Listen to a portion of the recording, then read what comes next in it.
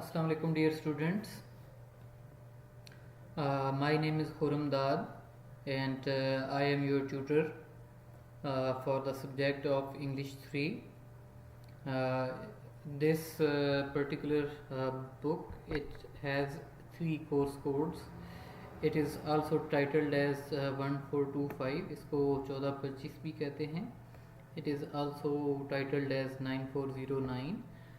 जब मतलब कि BA लेवल पे पढ़ाई जाएगी तो इसका कोर्स कोड जो है वो 1425 है. BS लेवल पे इसका कोर्स कोड जो है वो 9409 है. और यही किताब MA लेवल पे भी मतलब कि बैंकिंग और टेलीकॉम इन लोगों को पढ़ाई जाती है. ठीक है, तो MBA वालों को. तो इसमें जो है वो इसका कोर्स कोड 8504 है. ठीक है, तो टेक्निकल इंग्लिश जो है इसमें you will learn a lot, कि आप इसमें काफ़ी कुछ आपको सीखने को मिलेगा. और you will learn a lot about technical writing के मतलब कि बेसिकली टेक्निकल राइटिंग की जब हम मतलब कि बात करते हैं तो वी मीन कि जनाब टेक्निकल राइटिंग जो है एक वो स्पेसिफिक फील्ड की राइटिंग होती है. ठीक है, कि आप देखें ना कि मेडिकल वाले जो हैं, जो उनकी राइटिंग होती है उसका एक अपनी वोकेबलरी होती है, डिफरेंट नेचर की उसकी मतलब कि वोकेबलरी है. ठीक है, जो लोग इंजीनियरिंग कर रहे होते हैं, ठीक है, तो उनकी अपनी टर्म्स वहाँ पे होती हैं, उनके अपनी जो है वो एक वोकेबलरी होती है जो कि थोड़ी डिफरेंट नेचर की होती है, जिसको हम आम लोग जो है वो नहीं समझ सकते. ठीक है, तो इस चीज़ को हम कहते हैं टेक्निकल राइटिंग. ठीक है, ये जो चीज़ है इसको हम क्या कहते हैं, इसको हम कहते हैं टेक्निकल राइटिंग. तो यूनिट नंबर 1 जो है इसका जो इस वक्त आपको स्क्रीन पे नज़र आ रहा होगा, it is introduction to technical communication. इसमें आपको जो है वो टेक्निकल कम्युनिकेशन या कि टेक्निकल राइटिंग जो है उसका इंट्रो दिया जाएगा, उसकी डेफिनेशन, उसकी अहमियत जो है उसके बारे में आपको बताया जाएगा. इस यूनिट को डॉक्टर शमीम अली ने लिखा है और रिव्यू किया है मिस फरह सईद ने. ठीक है, टेबल ऑफ कंटेंट्स हैं ये इसके, अगर आप देखें तो अच्छा ये हेडिंग्स जो हैं इनको भी आप ज़रा नज़र मार लें. ठीक है, कि ये जो हेडिंग्स हैं जैसे ये 1 है, ठीक है, तो ये लेवल 1 की हेडिंग है. लेवल 1 से मुराद ये है कि ये मेन हेडिंग है.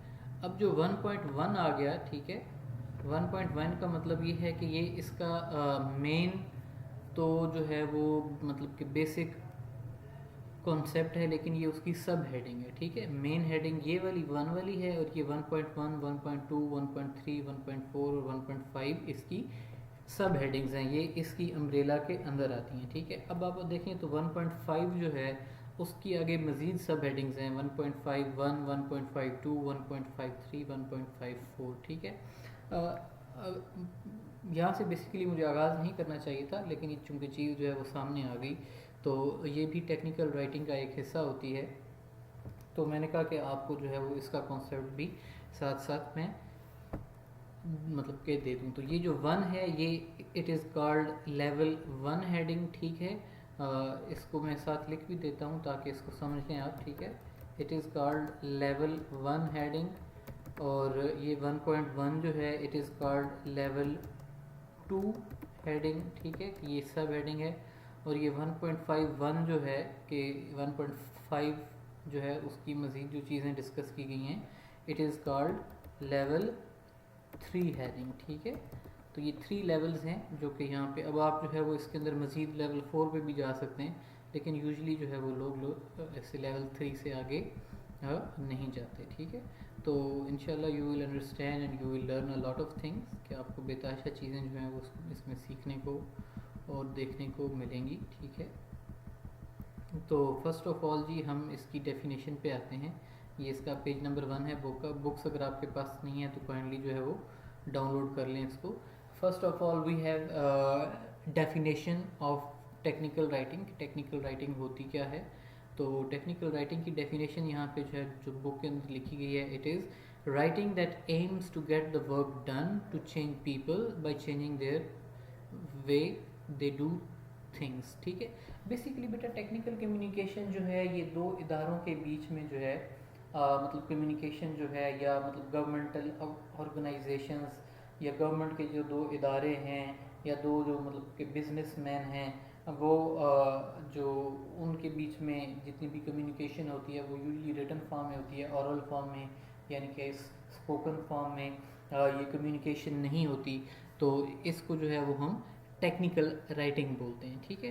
तो टेक्निकल कम्युनिकेशन जो है अगर आप इसकी डेफिनेशन देखें तो उसने आगाज़ कहाँ से की है, उसने आगाज़ की है राइटिंग से, ठीक है, कि इट इज़ राइटिंग। तो हमें ये पता चल गया कि टेक्निकल कम्युनिकेशन जो है इट इज़ नॉट ऑरल, कि ये जो अल्फाज में आमने सामने बैठकर जो गुफ्तगू होती है वो टेक्निकल कम्युनिकेशन नहीं कहलाती, बल्कि टेक्निकल कम्युनिकेशन जो होगी it is always in writing form, ये हमेशा राइटिंग की फॉर्म में है।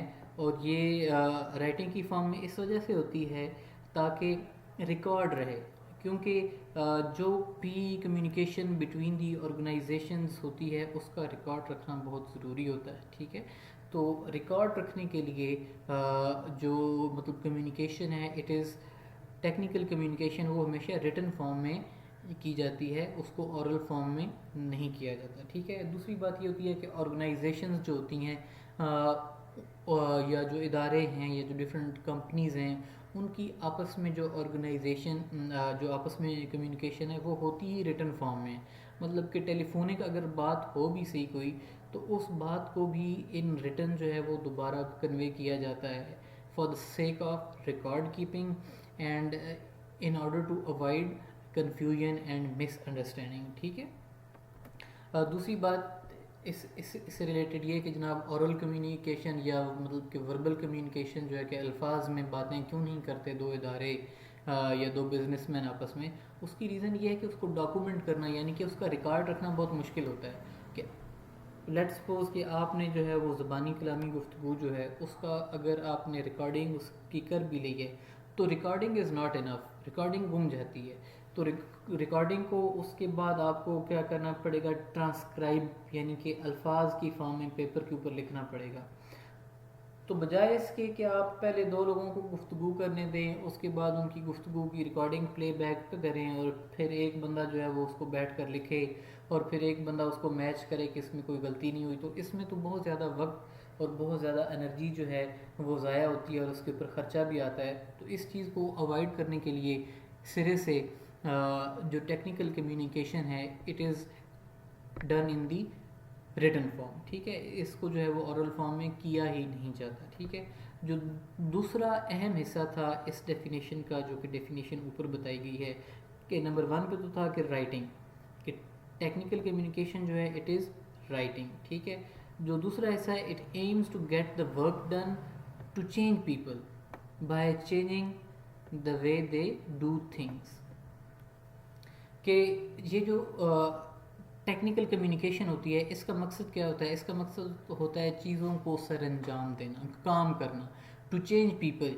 अब आप लोगों को कैसे चेंज करते हैं, लोगों को आप चेंज करते हैं जब आप उनको एक ऐसी इंफॉर्मेशन देते हैं जो कि उनके पास नहीं है, जब आप उनको कोई न्यू इन्फॉर्मेशन मुहैया करते हैं जो कि ऑलरेडी उनके पास नहीं है, तो आप उनकी परसेप्शन को, उनकी सोच को, उनके एटीट्यूड के ऊपर असरअंदाज होते हैं और आप उसको चेंज करते हैं। दूसरी चीज़ ये कि आप उनको मतलब के टेक्निकल कम्युनिकेशन के ज़रिए अपनी या उनकी जो राय है उस राय को बदलने पे और उस राय को अपने हक में लाने के लिए मजबूर करते हैं लोगों को, ठीक है। इसकी बेतहाशा एग्जांपल्स हैं। फॉर एग्जांपल ये पिछले दिनों स्कैंडल चल रहा था जी रावलपिंडी रिंग रोड का, ठीक है, कि रावलपिंडी रिंग रोड के अंदर जो है वो मतलब बेतहाशा करप्शन हुई है और फलां ऑफिसर्स जो हैं उन्होंने ये किया है और उन्होंने इसमें किक बैक्स ली गई हैं, ठीक है। तो अब इसके ऊपर जनाब एक अदर जो है वो मतलब कमेटी बना दी गई। कमेटी का काम था कि आपने जो है वो इसके ऊपर रिपोर्ट प्रिपेयर करनी। अब ये जो रिपोर्ट प्रिपेयर होती है, वो जो रिपोर्ट है वो इट्सेल्फ एक जो है वो टेक्निकल कम्युनिकेशन है। उस रिपोर्ट के अंदर कमिश्नर रावलपिंडी जो हैं उनको जो है वो था मेन कल्प्रिट जो है ठहराया गया, ठीक है। अब इससे पहले लोगों को नहीं पता था कि ये जो चीज़ है या ये जो रिंग रोड का नक्शा बदला गया, इससे मेन फ़ायदा किस बंदे ने उठाया और इसका अप्रूवल किसने दिया और इसके पीछे हाथ किसका है, ठीक है। जब वो रिपोर्ट आई तो उस रिपोर्ट के अंदर ये बात वाज़ेह हुई कि जनाब उसके अंदर सारे जो है वो हकाइक पेश किए गए और उन हकाइक की रोशनी में जो है वो एक बंदे को जो है वो उसके ऊपर इसका मतलब इल्ज़ाम ठहरा। और वो इल्ज़ाम कैसे ठहरा, उस रिपोर्ट की बेस पे लोगों की राय बदली कि जनाब मतलब कि इससे पहले क्या था कि जनाब के फ़लाँ पॉलिटिशियन जो है फ़लाँ पॉलिटिशियन उसने फ़ायदा उठाया, लेकिन जब हकायक सामने आए तो पता चला कि जनाब ये जो कमिश्नर रावलपिंडी साहब थे कि जिन्होंने डिफरेंट हाउसिंग सोसाइटीज़ जो हैं उनसे अच्छे खासे पैसे लेकर तो उनको फेवर दी कि रिंग रोड को जो है वो उनके साथ अटैच कर दिया गया, ठीक है।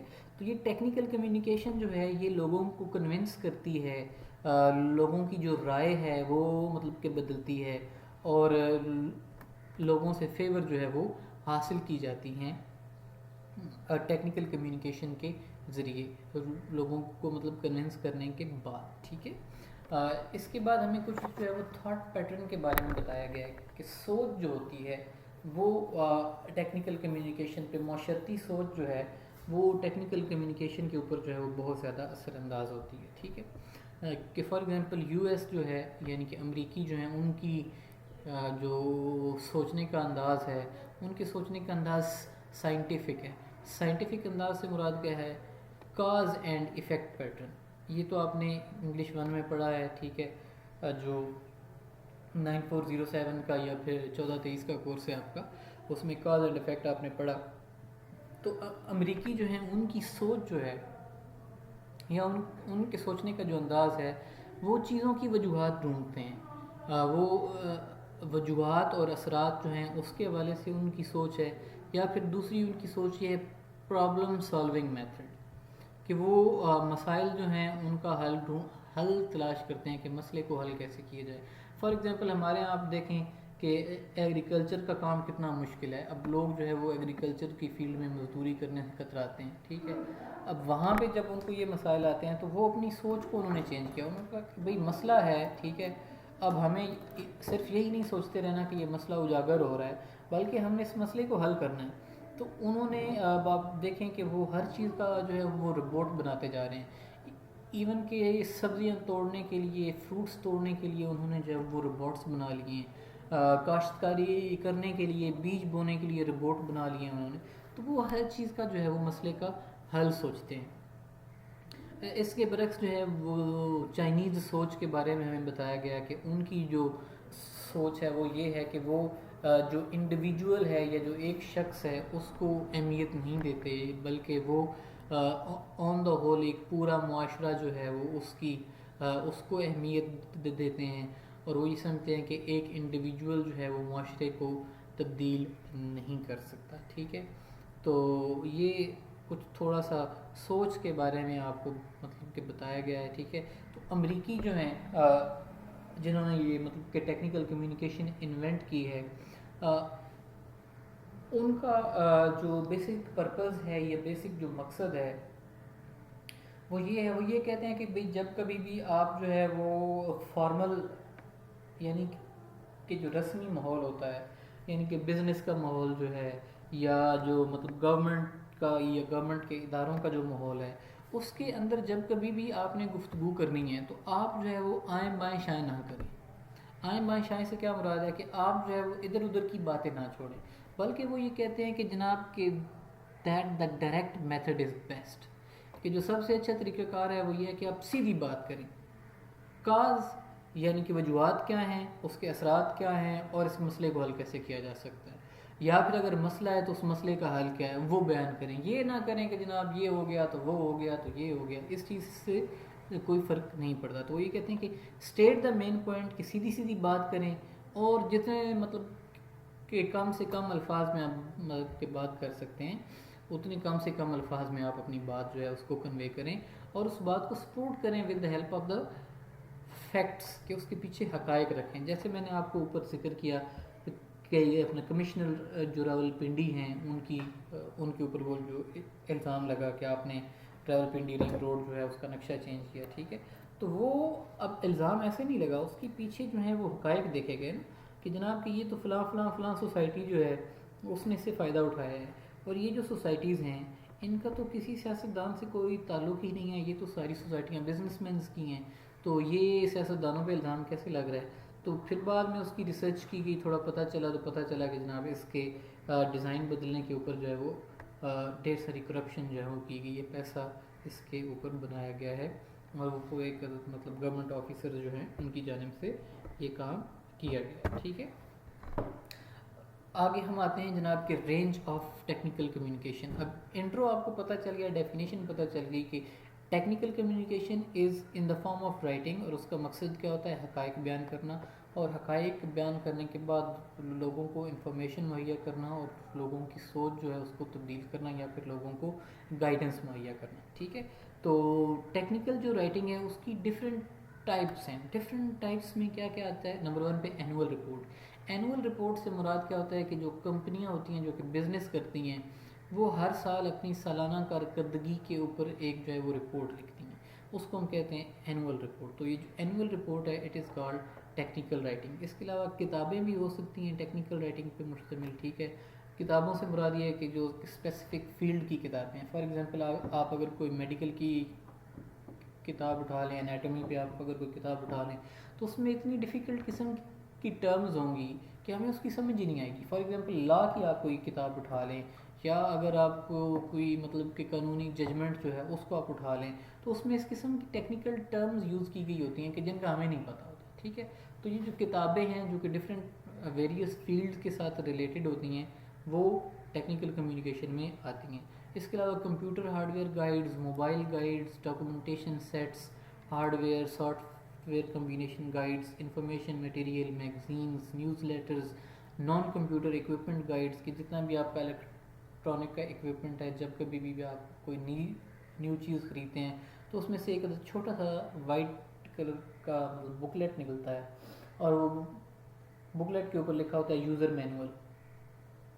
वो जो यूज़र मैनुअल है वो जो है ये it is also form of technical writing. इसके अलावा ऑर्गेनाइजेशनल मटेरियल यानी कि इदारों के मैनुअल जो हैं वो, प्रमोशनल मटेरियल यानी कि इश्तिहारात जो आते हैं वो, ये सब टेक्निकल राइटिंग का हिस्सा है। क्विक रेफरेंस गाइड्स हैं, स्कॉलरली प्रोफेशनल आर्टिकल्स के जो रिसर्च पेपर छापे जाते हैं वो भी टेक्निकल राइटिंग होती है। प्रोफेशनल जर्नल्स होते हैं कि एक तो अखबार है और एक होते हैं जर्नल्स। जर्नल्स जो हैं ये स्पेसिफिक फील्ड रिलेटेड जर्नल्स होते हैं कि जिनमें एक फील्ड के हवाले से जो है वो, फॉर एग्जांपल अगर आप इंग्लिश की बात करें तो इंग्लिश लिटरेचर एक अलग फील्ड है जिसमें हम जो है वो अंग्रेज़ों के लिखा हुआ अदब, जो नावल हैं, जो मतलब ड्रामे हैं, जो शायरी है, जो उनके मज़ामीन हैं लिखे हुए, उसका मुताला करते हैं। ठीक है, तो वो जो चीज़ है वो इंग्लिश लिटरेचर है। फिर एक इंग्लिश लिंग्विस्टिक्स होती है। लिंग्विस्टिक्स क्या है, लिंग्विस्टिक्स जो है वो ज़बान का मुताला है कि भाई ये ज़बान कैसे बनी है अंग्रेज़ी, इसकी ग्रामर क्या है, ये अल्फाज आपस में मिलते कैसे हैं, अल्फाज बनते कैसे हैं, अल्फाज की साउंड कहाँ से निकलती है। ठीक है, तो ये इसकी जो साइंस है उसको हम लिंग्विस्टिक्स कहते हैं। तो हर एक चीज़ का अलग से जर्नल होता है। ठीक है, लिंग्विस्टिक्स का जर्नल अलग से है, लिटरेचर का जर्नल अलग से है, ऐसे ही मतलब केमिस्ट्री है, फिज़िक्स है, तो हर एक चीज़ के अलग अलग से जर्नल्स जो होते हैं उसमें उन लोगों के रिसर्च पेपर या फिर तहकीक जो होती है वो छापी जाती है।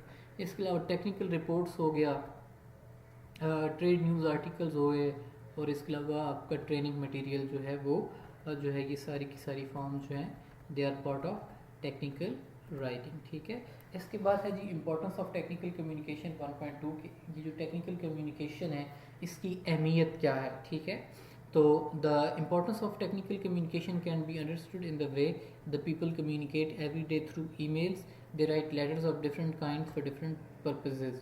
कि मुख्तलिफ मकासद होते हैं और मुख्तलिफ मकासद के लिए हम मुख्तलिफ किस्म की मुख्तलिफ टाइप की कम्युनिकेशन जो है उसमें इंगेज होते हैं। फॉर एग्जांपल हम जो है वो एप्लीकेशंस लिखते हैं। एप्लीकेशन लिखने का मकसद क्या होता है, नौकरी हासिल करना। फॉर एग्जांपल हम जो है वो प्रपोजल्स बनाते हैं। प्रपोजल का मकसद क्या होता है, प्रपोजल का मकसद ये होता है कि जनाब के एक इदारे से ये मतलब कि बात की जाए कि आप जो है वो एक्सपेंशन करें कि फ़लाँ जगह पे जो है वो आपकी प्रोडक्ट्स जो हैं उनकी ख़रीदारी हो रही है, तो आप वहाँ पे ब्रांच ओपन करें, या आप जो है वो आपकी फ़लाँ ब्रांच जो है उसकी सेल्स कम है, उसको आप जो है क्लोज़ कर दें, या हमें जो है वो नए बिज़नेस में एंटर होना चाहिए। तो ये जो डॉक्यूमेंट्स होते हैं जो कि हमें फ्यूचर के हवाले से बताते हैं कि ऐसा पॉसिबल है अगर हम ऐसा करें, इन डॉक्यूमेंट्स को हम क्या कहते हैं, प्रपोजल्स कहते हैं। इसके अलावा जो एग्रीमेंट साइन किए जाते हैं दो इदारों के बीच में, दो गवर्नमेंट्स के बीच में, वो सारे टेक्निकल राइटिंग। तो ये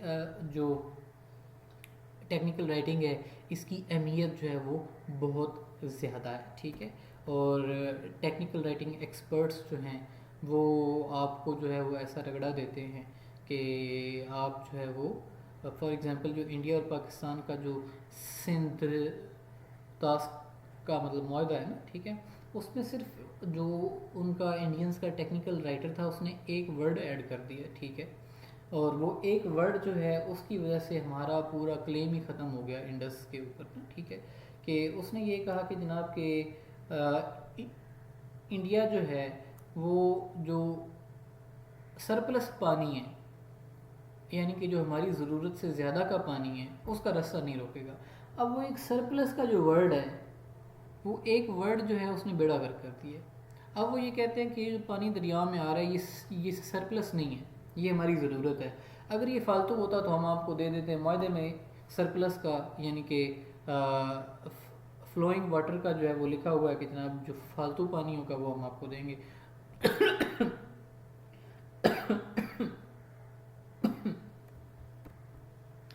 तो ये टेक्निकल राइटर्स जो है ये ऐसे चाल चलते हैं और उसमें ये लोगों को फंसा लेते हैं। कि इसकी एक और मिसाल आप देखें कि अभी आपकी मतलब सर्कुलर डेट का जो इशू हमारा चल रहा है, तो उसके हवाले से भी ये है कि टेक्निकल राइटर्स जो थे जिन्होंने वो मुआहदे लिखे, वो हुकूमत के लोग इतने एजुकेटेड नहीं थे या वो इतनी चीज़ें समझते नहीं थे, उन्होंने मुआहदे आने वाले के साइन कर दिए। और अब हमारी टांगें फंसी हुई हैं कि हमने उनको जो है वो रेंट भी देना है, हम उनसे बिजली लें या ना दें, हम ना लें, हमने उनको बिजली वो जितनी प्रोड्यूस करते हैं उसकी पेमेंट हमने उनको करनी है, ठीक है। तो ये जो चीज़ें हैं यहाँ से आपको पता चलता है कि ये टेक्निकल राइटिंग है इसकी अहमियत कितनी ज़्यादा है, ठीक है। टेक्निकल राइटिंग को डिफरेंट ऑक्यूपेशनल फील्ड्स के अंदर इस्तेमाल किया जाता है। फॉर एग्जांपल जो लैंग्वेज है, ये जिस लैंग्वेज में मतलब के डॉक्टर्स बात करते हैं वो it is the technical language of medical field. जिस लैंग्वेज में ये जो टर्म्स जो हैं वो इंजीनियर्स इस्तेमाल करते हैं, it is technical writing of engineering field. जिस लैंग्वेज में लॉयर्स बात करते हैं it is called the technical language of law, ठीक है। ये मैं आपको एक जनरल एग्जांपल दे रहा हूँ समझाने के लिए, ठीक है। लेकिन पाकिस्तान में इस चीज़ पे कोई इतना ज़्यादा काम नहीं हुआ, अब आके इस पे काम शुरू हो गया क्योंकि अब हमारे यहाँ सॉफ्टवेयर कंपनीज आ गई, फिल्म इंडस्ट्री में इसकी बहुत ज़्यादा ज़रूरत है, electronic media, print media, editors जितने हैं इनको ज़रूरत है। जैसे जैसे इंडस्ट्रियलाइजेशन होती हैं, जब कोई नई चीज़ बनती है, जब कोई नई इलेक्ट्रॉनिक मतलब कि प्रोडक्ट बनती है तो उसके साथ उसका यूज़र मैनुअल लिखा जाता है।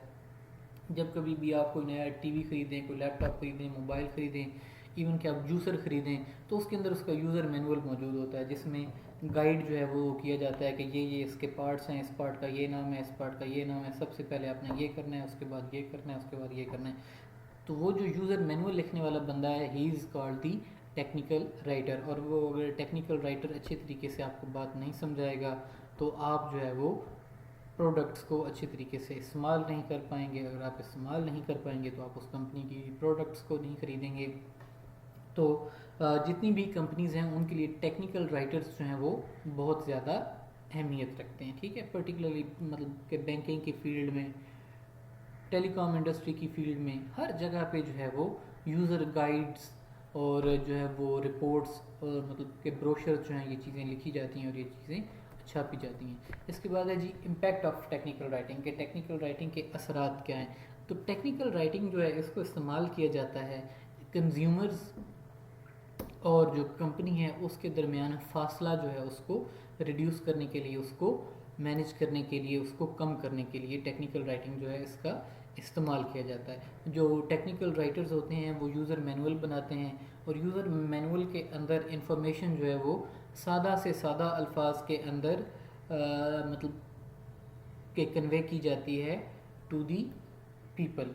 पढ़ने वाले जो हैं उनके पास सादा से सादा अल्फाज के अंदर ये जो इन्फॉर्मेशन है इसको कन्वे किया जाता है, ठीक है, ताकि वो इसको समझ सकें और इसके ऊपर जो है वो उसको उसके हिसाब से जो मतलब के डायरेक्शंस दी गई हैं उनको फॉलो कर सकें, ठीक है।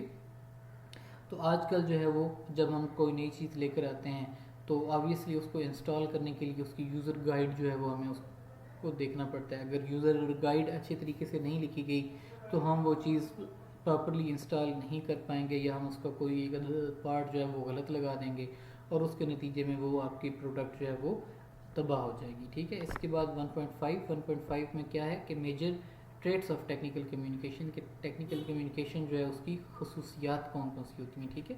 तो इसकी सबसे पहली खसूसियत क्या होती है कि it is an audience centred approach. जब हम ऑडियंस सेंटर्ड अप्रोच की बात करते हैं तो इससे मुराद ये होती है कि हम उसमें आई की बात नहीं करते। जितने भी यूज़र मैनुअल्स हैं वो यू से शुरू होते हैं कि first of all you should open the package. After opening the package the first piece of equipment that you will come across is this, the second piece of equipment you will come across is this, you have to do this, you have to do this। तो इसमें जो audience centred approach से मुराद ये है कि technical communication में focus आपका किसके ऊपर होता है, यू के ऊपर, यानी कि रीडर के ऊपर होता है, ना कि राइटर के ऊपर होता है, ठीक है। इसके अलावा इसको सिंपल लैंग्वेज, सादा लैंग्वेज होनी चाहिए। आपके फ्लावरी या फिर रेट्रिकल किस्म के एक्सप्रेशन जो हैं, यानी कि मुश्किल किस्म के जो अल्फाज होते हैं उनको आपने इस्तेमाल नहीं करना, ठीक है। अगर आप सिंप्लीफाइड लैंग्वेज इस्तेमाल करेंगे, ऑडियंस सेंटर्ड अप्रोच होगी आपकी, ठीक है, तो उसके नतीजे में होगा क्या कि आपका जो है वो जो रीडर्स हैं उनके साथ relationship it will be enhanced, ये अच्छा होगा, and it will enable the readers to act, के रीडर्स जो हैं वो आपकी डायरेक्शंस के ऊपर एक्ट करने के लिए उनके लिए इजी होगा, उनके लिए मुश्किल नहीं होगा, ठीक है। इसके अलावा जो है और इसकी खूबियाँ हैं वो ये है कि it occurs within the community, it is interactive, it has definite purpose and is appropriate. हर एक चीज़ जो है उसको डिफरेंट पैराग्राफ्स के अंदर डिस्कस किया गया है। इनहेंसेस रिलेशनशिप नंबर 1 पे रिलेशनशिप जो है वो टेक्निकल राइटर्स, कंपनीज का और जो उनकी ख़रीदार हैं या जो कोई उनके कंज्यूमर्स हैं उनमें जो रिलेशन कायम रखना होता है वो टेक्निकल राइटर्स के ज़रिए होता है। कि टेक्निकल राइटर्स जो हैं वो यूज़र मैनुअल लिखते हैं, जो कंज्यूमर है वो यूज़र मैनुअल को पढ़ता है और उसको पढ़ने के बाद वो उसकी इंस्ट्रक्शंस को फॉलो करता है। अगर यूज़र मैनुअल जो है वो आसान नहीं लिखा गया, अगर वो प्रॉपर नहीं लिखा गया, अगर वो मुश्किल लिखा गया है, अगर उसको रीडर को मतलब कि पढ़ने में डिफ़िकल्टी आ रही है, तो ऑब्वियसली जो आपकी कंपनी जो है it is going to lose customers, ठीक है। तो ये जो रिलेशनशिप हैं इनको कायम करने के लिए टेक्निकल राइटर्स जो हैं उनका अच्छा होना बहुत ज़रूरी है, ठीक है। इसके अलावा टेक्निकल कम्युनिकेशन जो है it enables readers to act. कि टेक्निकल कम्युनिकेशन जो होती है ऑब्वियसली उसका मकसद होता है कोई ना कोई, ठीक है, और वो जो मकसद होता है वो मकसद मुकम्मल होना चाहिए टेक्निकल कम्युनिकेशन के बाद, ठीक है। मैसेज जो है वो बिल्कुल जो है वो साफ़ अंदाज में प्रिपेयर होना चाहिए। जी, तो आप अगर जो है वो यूज़र मैनुअल के अंदर डिफ़िकल्ट वर्ड्स जो हैं वो यूज़ करेंगे तो वो आपके रीडर्स के लिए समझना मुश्किल होगा, तो that is why they will not be able to act upon it. तो टेक्निकल कम्युनिकेशन ऐसी लैंग्वेज के अंदर होनी चाहिए, ऐसी सिंपल लैंग्वेज हो कि एक आम आदमी जो है उसको ईज़िली समझ सके। Technical communications occurs with in a community. कि टेक्निकल कम्युनिकेशन जो होती है वो एक अदद कम्युनिटी के अंदर होती है, ठीक है। फॉर एग्जांपल यहाँ पे एग्जांपल लिखिए कि बिज़नेस कम्युनिटी जो है, बिज़नेस कम्युनिटी जो होती है उनके अंदर एक टेक्निकल कम्युनिकेशन होगी कि वो अपनी एनुअल रिपोर्ट्स कंपनी की लिखेंगे, क्वार्टरली रिपोर्ट्स लिखेंगे। अब आप में से मेरे ख्याल से मतलब किसी बंदे ने किसी कंपनी की कोई एनुअल रिपोर्ट या मतलब आपके क्वार्टरली रिपोर्ट नहीं पड़ी होगी। क्यों? क्योंकि आपका ताल्लुक बिजनेस कम्युनिटी से नहीं है। एजुकेशनल कम्युनिटी, आप जो है वो अभी छोटे लेवल पे हैं। जब आप थोड़े से बड़े हो जाएंगे, जब आप एमए करने के बाद एमफिल वगैरह पे जाएंगे, तो फिर आप जो है ना मतलब कि प्रॉपर एजुकेशनल कम्युनिटी उसका हिस्सा होंगे। तो हमें पता होता है कि जनाब के फ़लाँ यूनिवर्सिटी का फ़लाँ जर्नल है, वो अपना फ़लाँ डेट को छपेगा, उसके जो आर्टिकल हैं वो मैंने पढ़ने हैं, ठीक है। ऐसे लॉ कम्युनिटी है, उनकी एक अपनी टेक्निकल लैंग्वेज, उनके अपना अपनी किताबें होती हैं और उनको पता है कि जनाब कौन सी किताब अच्छी है। ऐसे human resource community, medical community, political community, religious community, even कि आप देख लें कि मजहबी किताबें जो हैं उनकी एक अपनी स्पेसिफिक लैंग्वेज होती है, ठीक है। तो हर एक जो मतलब कि कम्युनिटी है उसकी एक अपनी डिफरेंट टेक्निकल लैंग्वेज होती है, और ये जो टेक्निकल कम्युनिकेशन है उस कम्युनिटी के अंदर जो है वो पेश आती है, ठीक है। इसके अलावा technical communication is interactive. Interactive से क्या मुराद है? इंटरेक्टिव से मुराद ये है कि ये इंटरेक्शन होता है, कि it is not a one way process, कि हम ये कहें कि जनाब ये वन वे प्रोसेस होता है, नहीं, it is not a one way process, कि it is a two way process, कि ये इंटरेक्शन होना इसमें बहुत ज़रूरी है। कि आप जो है वो मतलब कि सेंडर हैं, आपने मैनुअल लिखा है, वो आपके रीडर्स के पास गया, रीडर्स ने उसको पढ़ा, फीडबैक देना ज़रूरी है कि रीडर जो है वो आपको फीडबैक दें कि अगर आपका यूज़र मैनुअल अच्छा है तो आपको बताया जाए, और अगर आपका यूज़र मैनुअल अच्छा नहीं है तो आपको बताया जाए कि जनाब ये अच्छा नहीं है, ठीक है। इसकी बेहतरीन एग्जांपल ये है कि जब कभी भी अगर आपका बैंक अकाउंट है तो आप फ़ोन करते हैं बैंकिंग अपना कंपनी को, तो वो आपसे जो आपका नुमाइंदा है जिसने आपसे बात की, टेक्निकल कम्युनिकेशन की, उसके बारे में वो फीडबैक लेते हैं कि जी आपको ये नुमाइंदा जो है इससे बात करके अच्छा लगा या आपको बुरा लगा। या जब आप कभी भी मोबाइल हेल्पलाइन पे कॉल करते हैं तो वहाँ पे भी ये इशू होता है कि वो भी आपसे फीडबैक लेते हैं कि क्या आप हमारी सर्विसेज से सेटिस्फाइड हैं या फिर आप जो है वो अनसेटिस्फाइड हैं, ठीक है। इसके अलावा जनाब की technical communication has a definite purpose, कि इसका एक ख़ास मकसद होता है कि अगर आप एप्लीकेशन लिख रहे हैं, टेक्निकल राइटिंग है वो, तो उसका मकसद ये है कि आप कहीं पे जॉब लेना चाहते हैं या आप छुट्टी लेना चाहते हैं या आप कोई मेडिकल फैसिलिटी लेना चाहते हैं। अगर आपने कोई रिपोर्ट लिखी है तो उसका एक ख़ास मकसद होता है कि आप अपने बिज़नेस को मतलब कि ये प्रमोट करना चाहते हैं या फिर आप कोई नई मतलब ब्रांच खोलना चाहते हैं। तो हर एक टेक्निकल कम्युनिकेशन जो है उसका एक मकसद है। फॉर मिसाल हमने दी यूज़र मैनुअल की, तो यूज़र मैनुअल का मकसद क्या होता है कि जो ख़रीदार हैं उनको गाइड करना कि इस चीज़ को कैसे यूज़ करना है, ठीक है। Technical communication is appropriate. Appropriateness जो है ये उसका एक बहुत बड़ा बहुत बड़ी खूबी होती है टेक्निकल कम्युनिकेशन की, कि इसमें कल्चरल जो है वो इनअप्रोप्रिएटनेस जो है वो नहीं होती। अब ये अप्रोप्रिएट होना और कल्चरल इनअप्रोप्रिएट होना, इसकी एक मिसाल जो है वो बड़ी बेहतरीन मौजूद है। सर्फ एक्सेल का इश्तिहार तो आपने देखा होगा जिसमें वो ये कहते हैं कि दाग तो अच्छे होते हैं। अब ये जो दाग तो अच्छे होते हैं, जिस बंदे ने सर्फ एक्सेल का ऐड बनाया वो बेसिकली इंग्लिश था। तो अंग्रेज़ जो होते हैं ना, उनके नज़दीक आपके किरदार के ऊपर अगर कोई दाग लग भी जाए तो उससे कोई फ़र्क नहीं पड़ता, ठीक है। ये उनके कल्चर का हिस्सा है। या अगर इंडियंस हैं या हिंदू हैं तो वो ये कहते हैं इससे कोई फ़र्क नहीं पड़ता, ठीक है। आपका जो मतलब कि मौजूदा के बिहेवियर है वो ज़्यादा मैटर करता है। लेकिन जो हमारा कल्चर है, अगर आप हम अपने कल्चर में देखें तो हमारे यहाँ दाग जो है उनको अच्छा नहीं समझा जाता। कि एक दफ़ा दाग लग जाए, आपके किरदार के ऊपर दाग लग जाए, तो लोग जो है वो उसको भूलते नहीं हैं। लोग हमेशा याद रखते हैं कि जनाब इसने ये किया था, ए वो बंदा है कि जिन्हें है कीता सी, या ये इसका ताल्लुक उस ख़ानदान से है कि जिसने ये काम लिया था, ठीक है। तो आप देखें ना कि मीर जाफ़र जो है और मीर सादिक जो है उनको आज तक लोग याद रखते हैं और मिसालें देते हैं कि ये लोग गद्दार थे। तो वो दाग जो है वो 200 साल पहले लगा था और वो मीर जाफ़र और मीर सादिक पे आज तक वो दाग जो है वो मौजूद है, ठीक है। तो हमारे यहाँ दाग जो है अच्छे नहीं होते। अब ये जो इश्तिहार है, it is the best example of cultural inappropriateness, कि उनको पता ही नहीं है हमारा कल्चर क्या है, उन्होंने इश्तिहार बना दिया कि दाग तो अच्छे होते हैं। हालांकि अगर उनको पता होता हमारे कल्चर का तो दे शुड नो कि हमारे यहाँ दाग जो है उनको अच्छा नहीं समझा जाता, और हमारे यहाँ जो है वो मतलब कि बेदाग जो है किरदार उसको ज़्यादा वैल्यू दी जाती है as compare to world they are trying to communicate, ठीक है। तो हर एक माशरा जो है उसकी एक अपनी नॉर्म्स, एक अपनी वैल्यूज़, एक अपनी रवायात होती हैं, और उन रवायात को का जब तक आपको नहीं पता तो आपको उस माशरे में टेक्निकल कम्युनिकेशन का किरदार अदा नहीं करना चाहिए। अब मैंने आपको बताया ना कि एडवर्टीजमेंट्स जो हैं वो भी टेक्निकल कम्युनिकेशन है। तो ये जो सर्फ एक्सेल का इश्तिहार है, it is a technical communication failure, ये फेलियर है टेक्निकल कम्युनिकेशन का, और उस राइटर का कि जिसने वो इश्तिहार लिखा है, ठीक है। इसके बाद है जी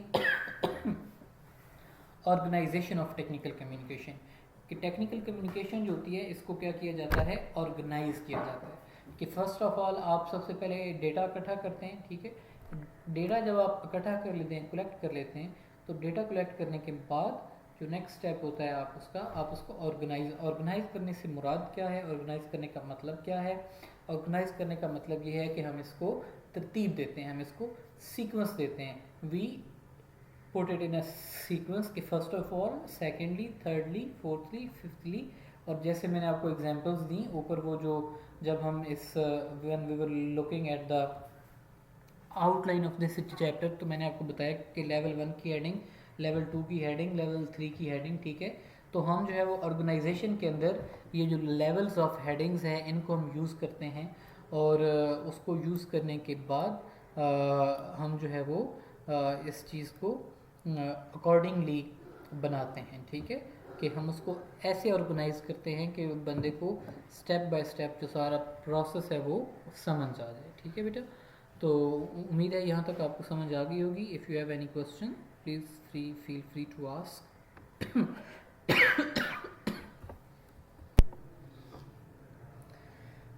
जी 1.6 है ग्लोबल एस्पेक्ट्स ऑफ कम्युनिकेशन। तो एज वी नो के we are living in period of मतलब ग्लोबलाइजेशन, के आजकल हम जिस दौर में रह रहे हैं इसको हम कहते हैं ग्लोबलाइजेशन का दौर, के हर चीज़ जो है वो हर जगह पे अवेलेबल है।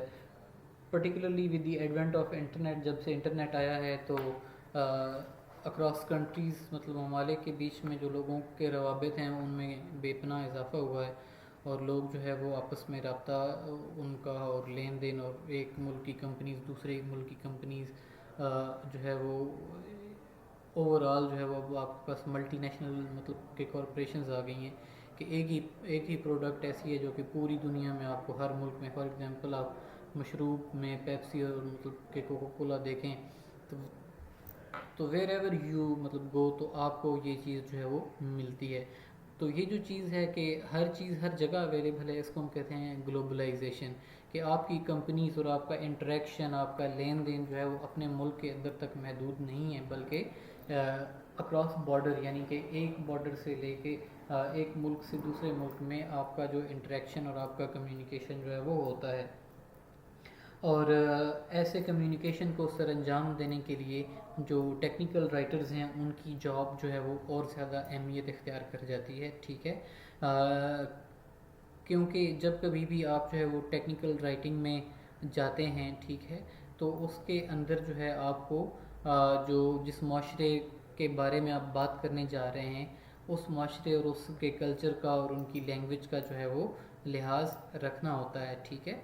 तो पूरी दुनिया में जो है वो जो टेक्निकल राइटर्स हैं वो एक टेक्निक अपनाते हैं, उस टेक्निक को हम कहते हैं लोकलाइजेशन, ठीक है।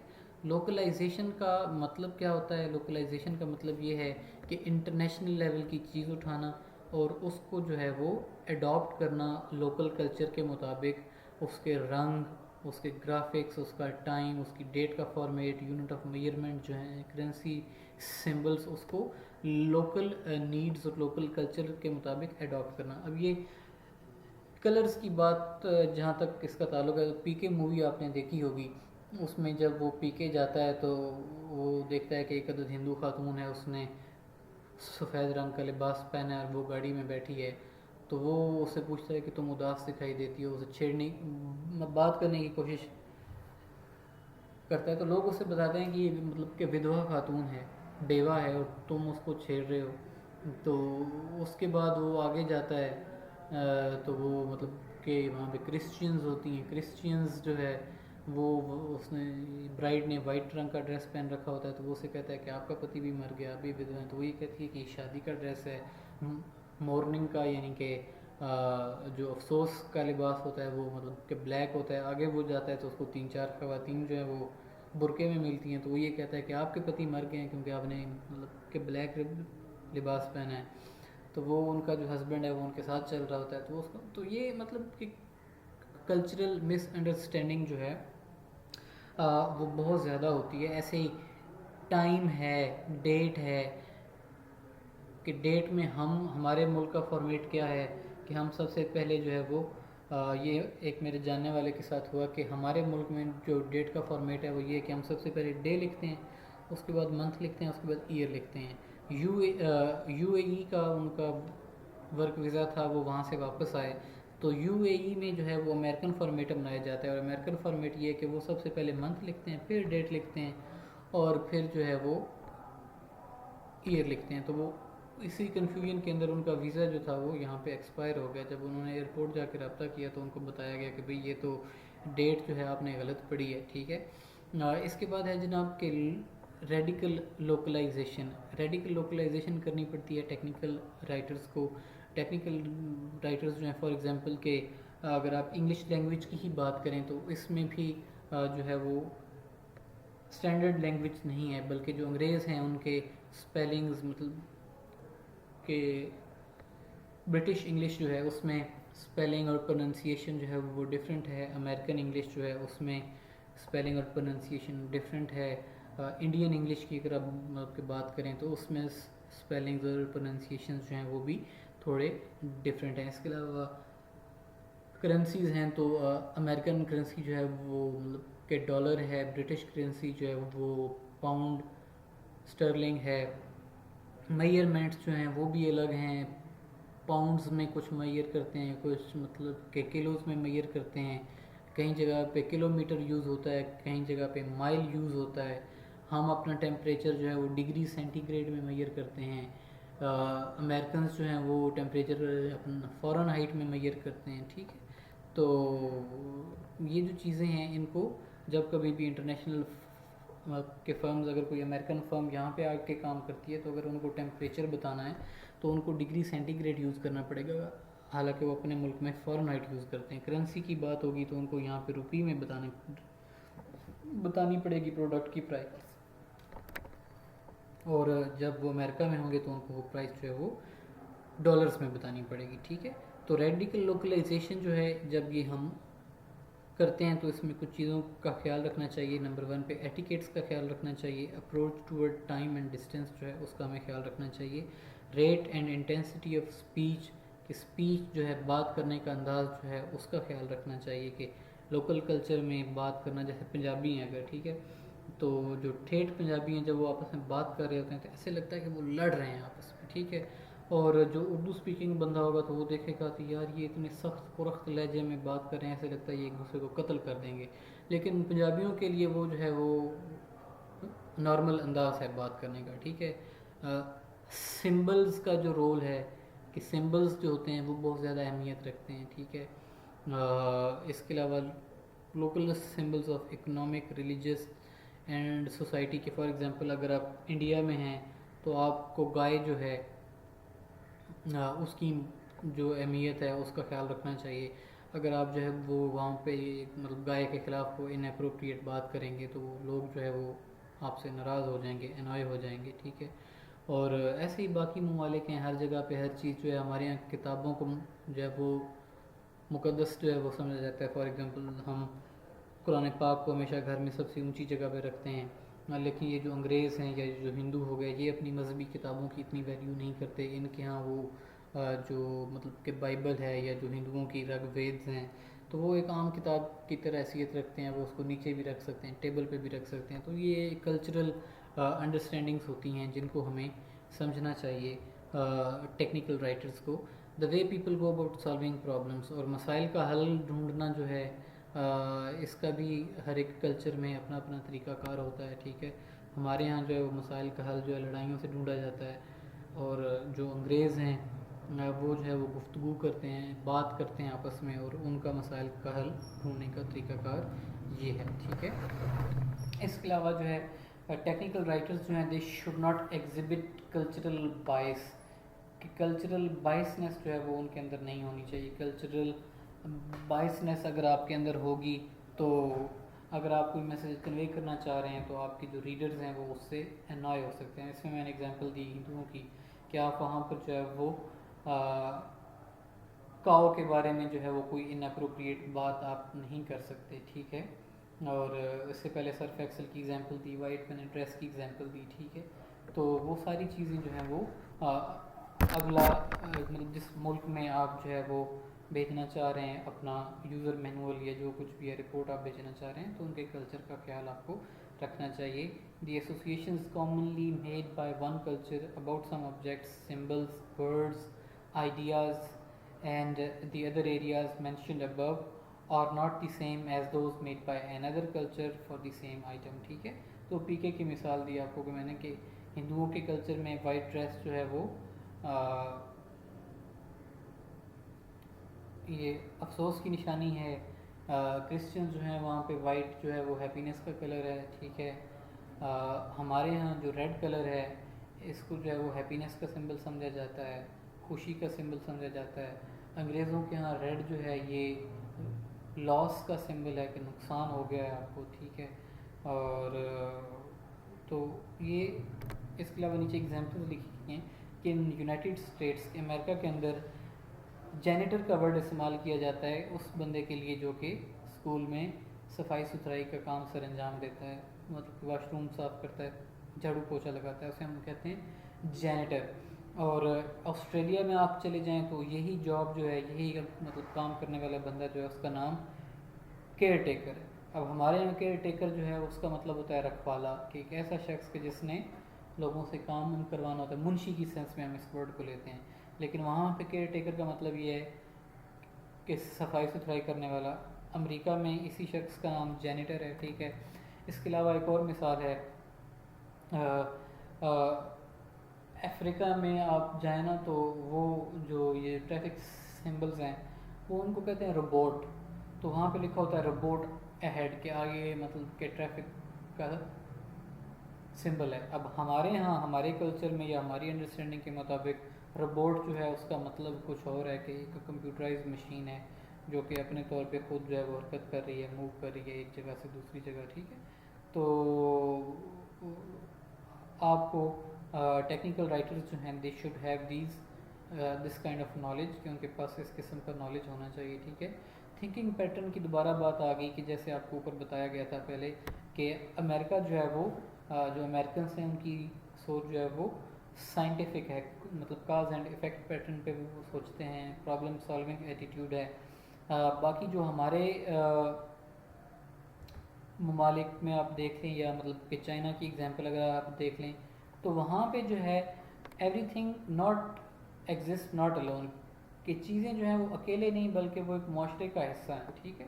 जैसे हमारे यहाँ है कि इंडिविजुअल जो है वो माशरे के साथ उसकी वैल्यू बनती है, इंडिविजुअल की अपनी कोई वैल्यू नहीं है, ठीक है। और जब कभी भी जो है वो एक लार्जर वेब है, एक बहुत बड़ा ढांचा है, उस ढांचे के अंदर जो है वो इंडिविजुअल की अहमियत है। अगर इंडिविजुअल उस ढांचे से उस निज़ाम से बाहर निकल जाएगा तो उसकी अहमियत ख़त्म हो जाती है, उसकी अहमियत कम हो जाती है, ठीक है।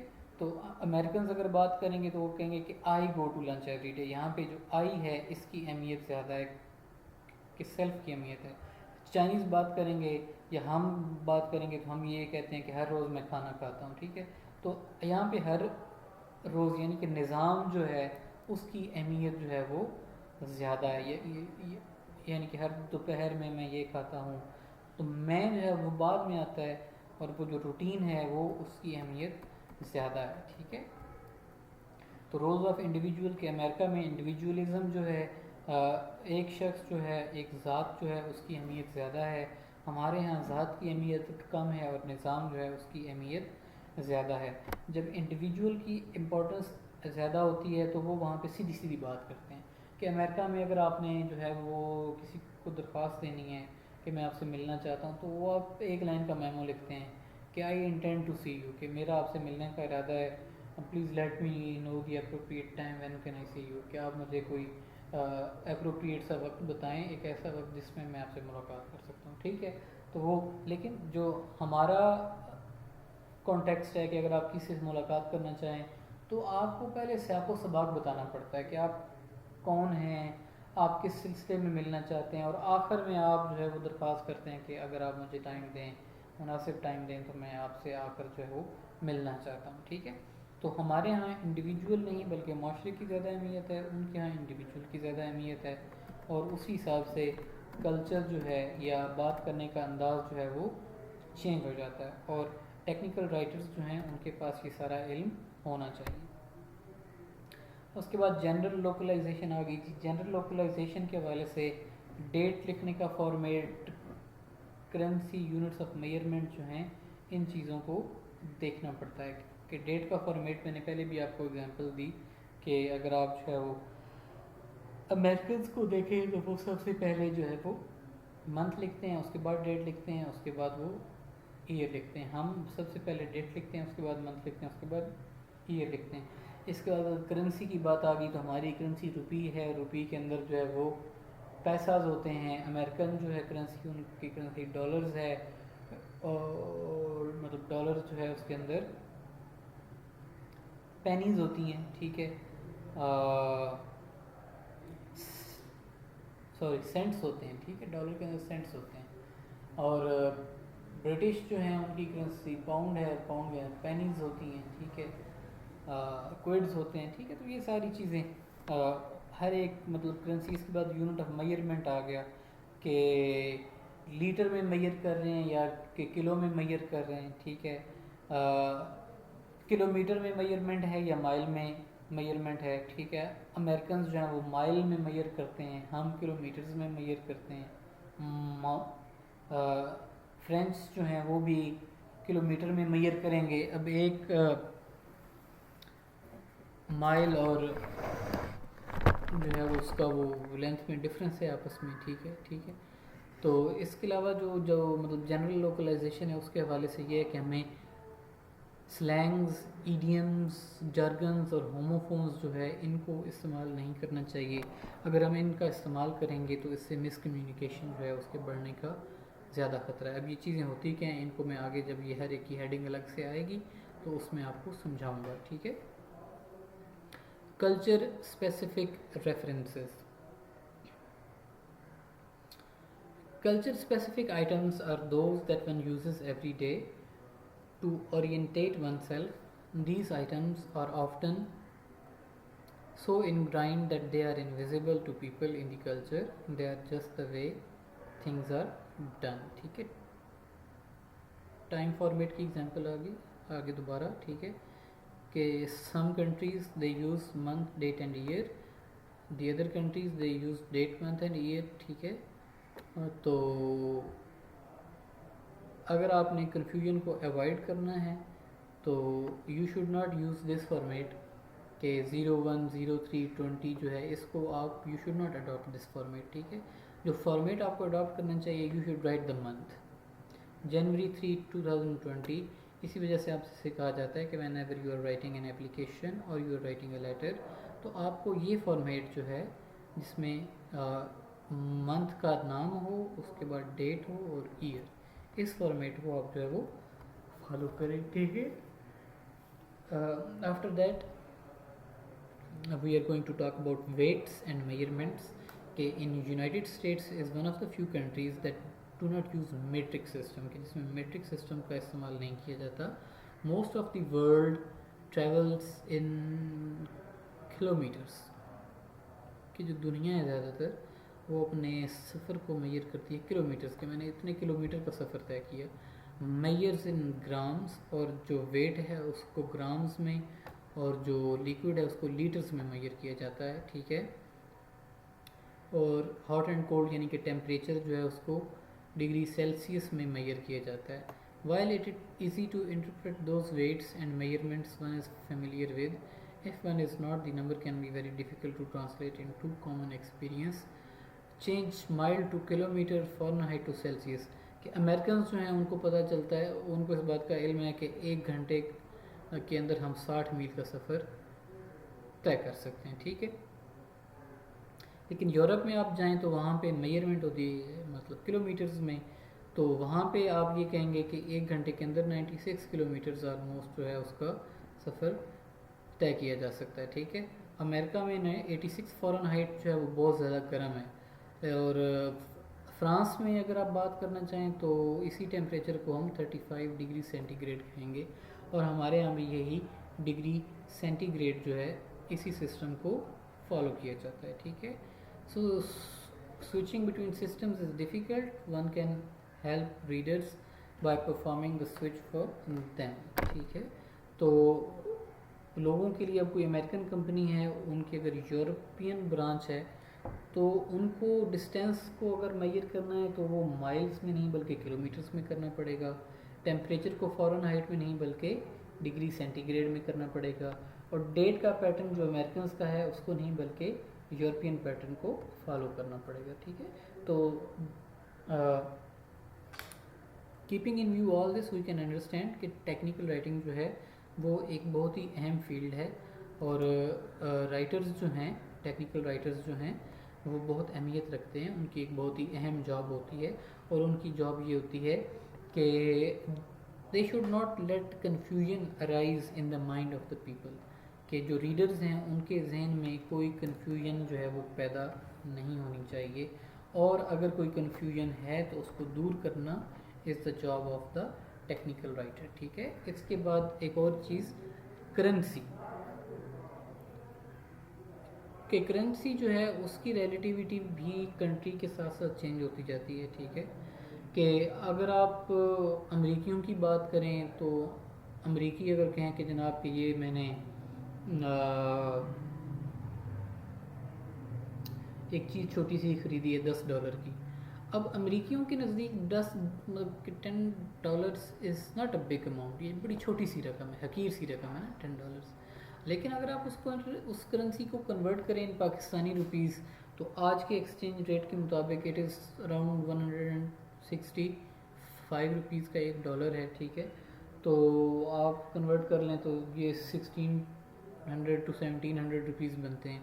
तो हम कहेंगे यार तुमने एक बर्गर जो है वो 1700 का ख़रीदा है, लेकिन उनके यहाँ जो है वो करेंसी की वैल्यू और है, हमारी वैल्यू और है। हमारे यहाँ 1600 में आपको जो है वो 4-5 बर्गर मिल जाते हैं, वहाँ पे जो है वो 10 मतलब डॉलर्स का जो है वो एक बर्गर है, ठीक है। तो ऐसे ही जापान है, जापान में अगर आप 1000 येन की बात करें तो 1000 येन उनके लिए बहुत बड़ी अमाउंट है, लेकिन अमेरिकन के लिए वो 8 या 10 मतलब डॉलर्स बनते हैं, तो it is not a big amount for them, ठीक है। नंबर फॉर्मेटिंग, इसके बाद नंबर फॉर्मेटिंग का, कि नंबर्स जो होते हैं हर 3 नंबर के बाद जो है वो कॉमा लगता है, ठीक है। तो उस पर्सपेक्टिव में अगर आप देखें तो अमेरिकन जो हैं वो 3 नंबर के बाद कॉमा लगाते हैं, और पॉइंट्स में 0.89 जो है वो अलग से, ठीक है। लेकिन जर्मनी में जो निज़ाम है वो इसके बरक्स है, वो मतलब कि 3 नंबर्स जो हैं मतलब कि 100 वाली जो अमाउंट है उसके बाद वो फुल स्टॉप लगाएंगे, और जहाँ पे पॉइंट की बात है तो वो वहाँ पे कॉमा लगा देते हैं, ठीक है।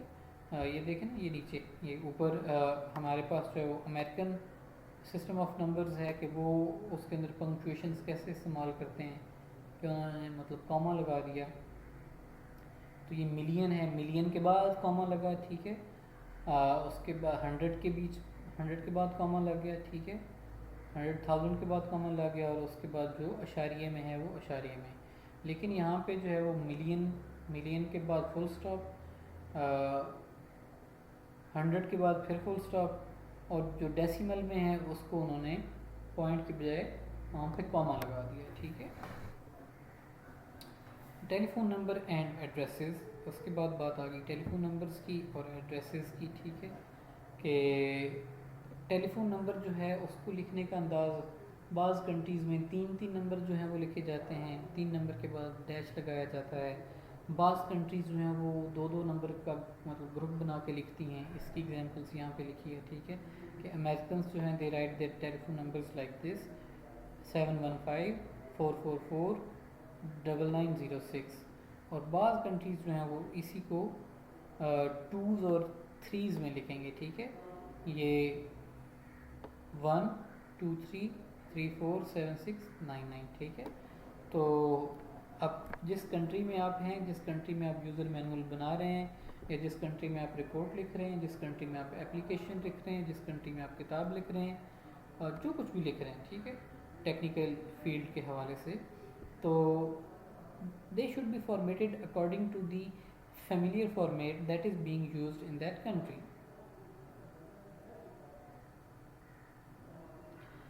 अच्छा जी,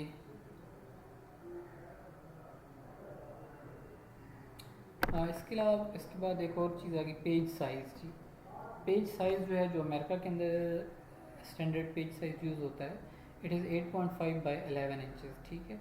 तो कंप्यूटर्स की सेटिंग्स उसी के अकॉर्डिंग होती है, और वो उसी के अकॉर्डिंग टाइप किया जाता है, उसी के अकॉर्डिंग जो है वो प्रिंट किया जाता है। लेकिन बाकी दुनिया में, in many other parts of the world including Pakistan, जो स्टैंडर्ड साइज़ है it is known as A4 size. और A4 साइज़ की जो मेजरमेंट है, जो डायमेंशन है, it is 8.5 multiplied by 11.66 inches.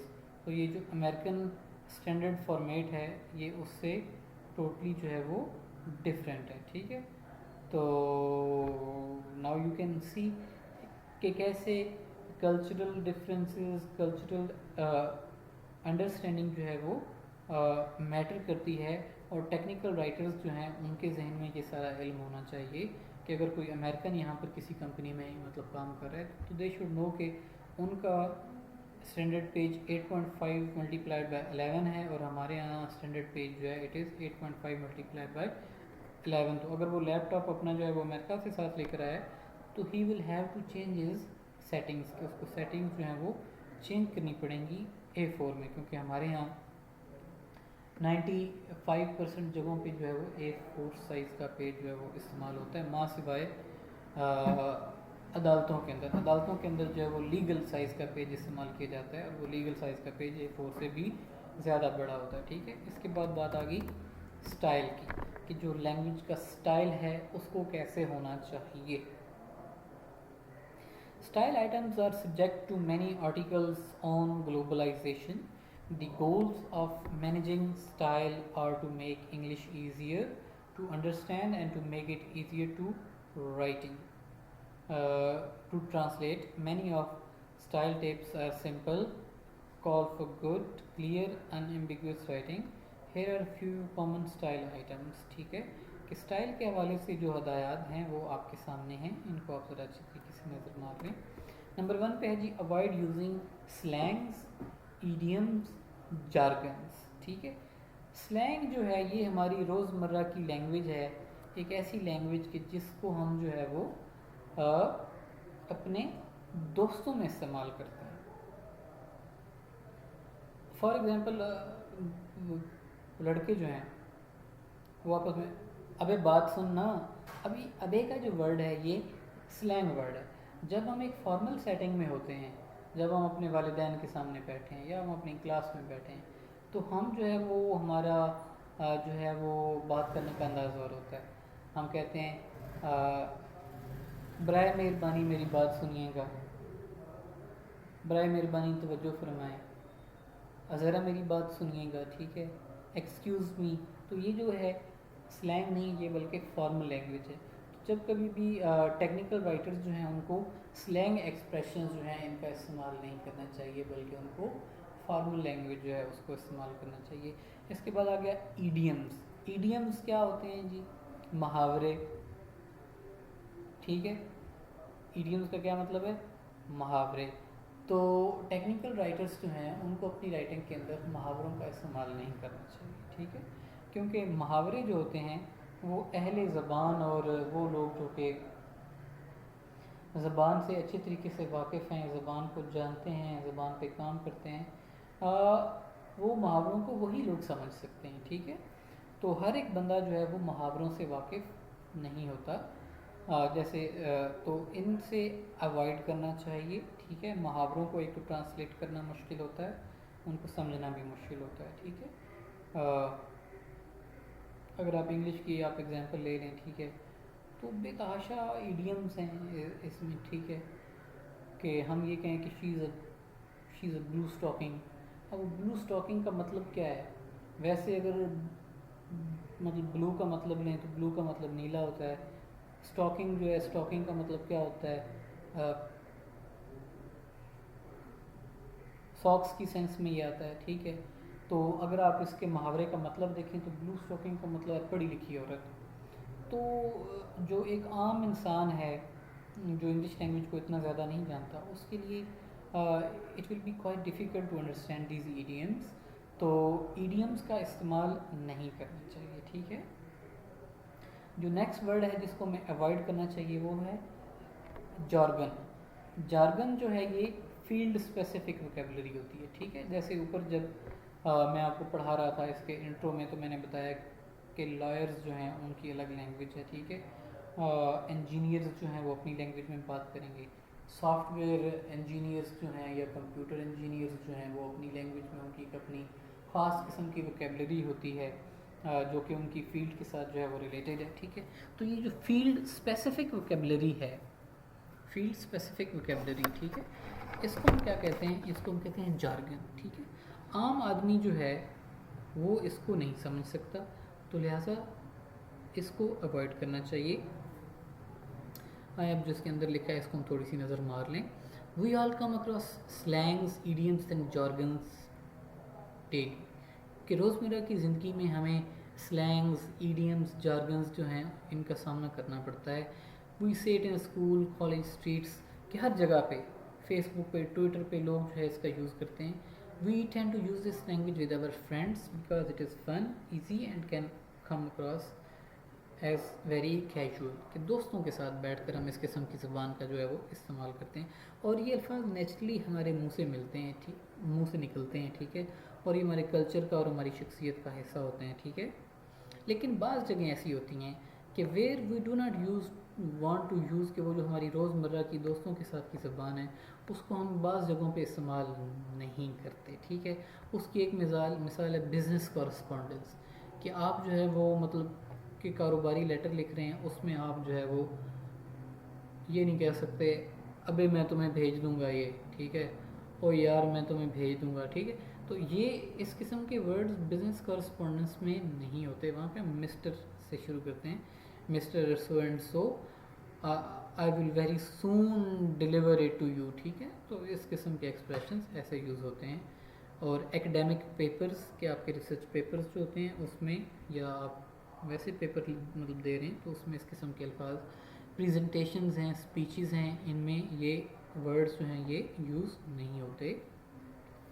The best way to avoid is to keep your audience in mind. तो जब कभी भी आप कोई चीज़ लिखने लगें तो ऑडियंस को जहन में रखें कि आप ये चीज़ किसके लिए लिख रहे हैं। अगर तो आप अपने दोस्तों के नाम खत लिख रहे हैं, दोस्तों के नाम एक अदद मैसेज लिख रहे हैं, तो उसमें तो आप इन चीज़ों का इस्तेमाल जो है वो ओपनली कर सकते हैं।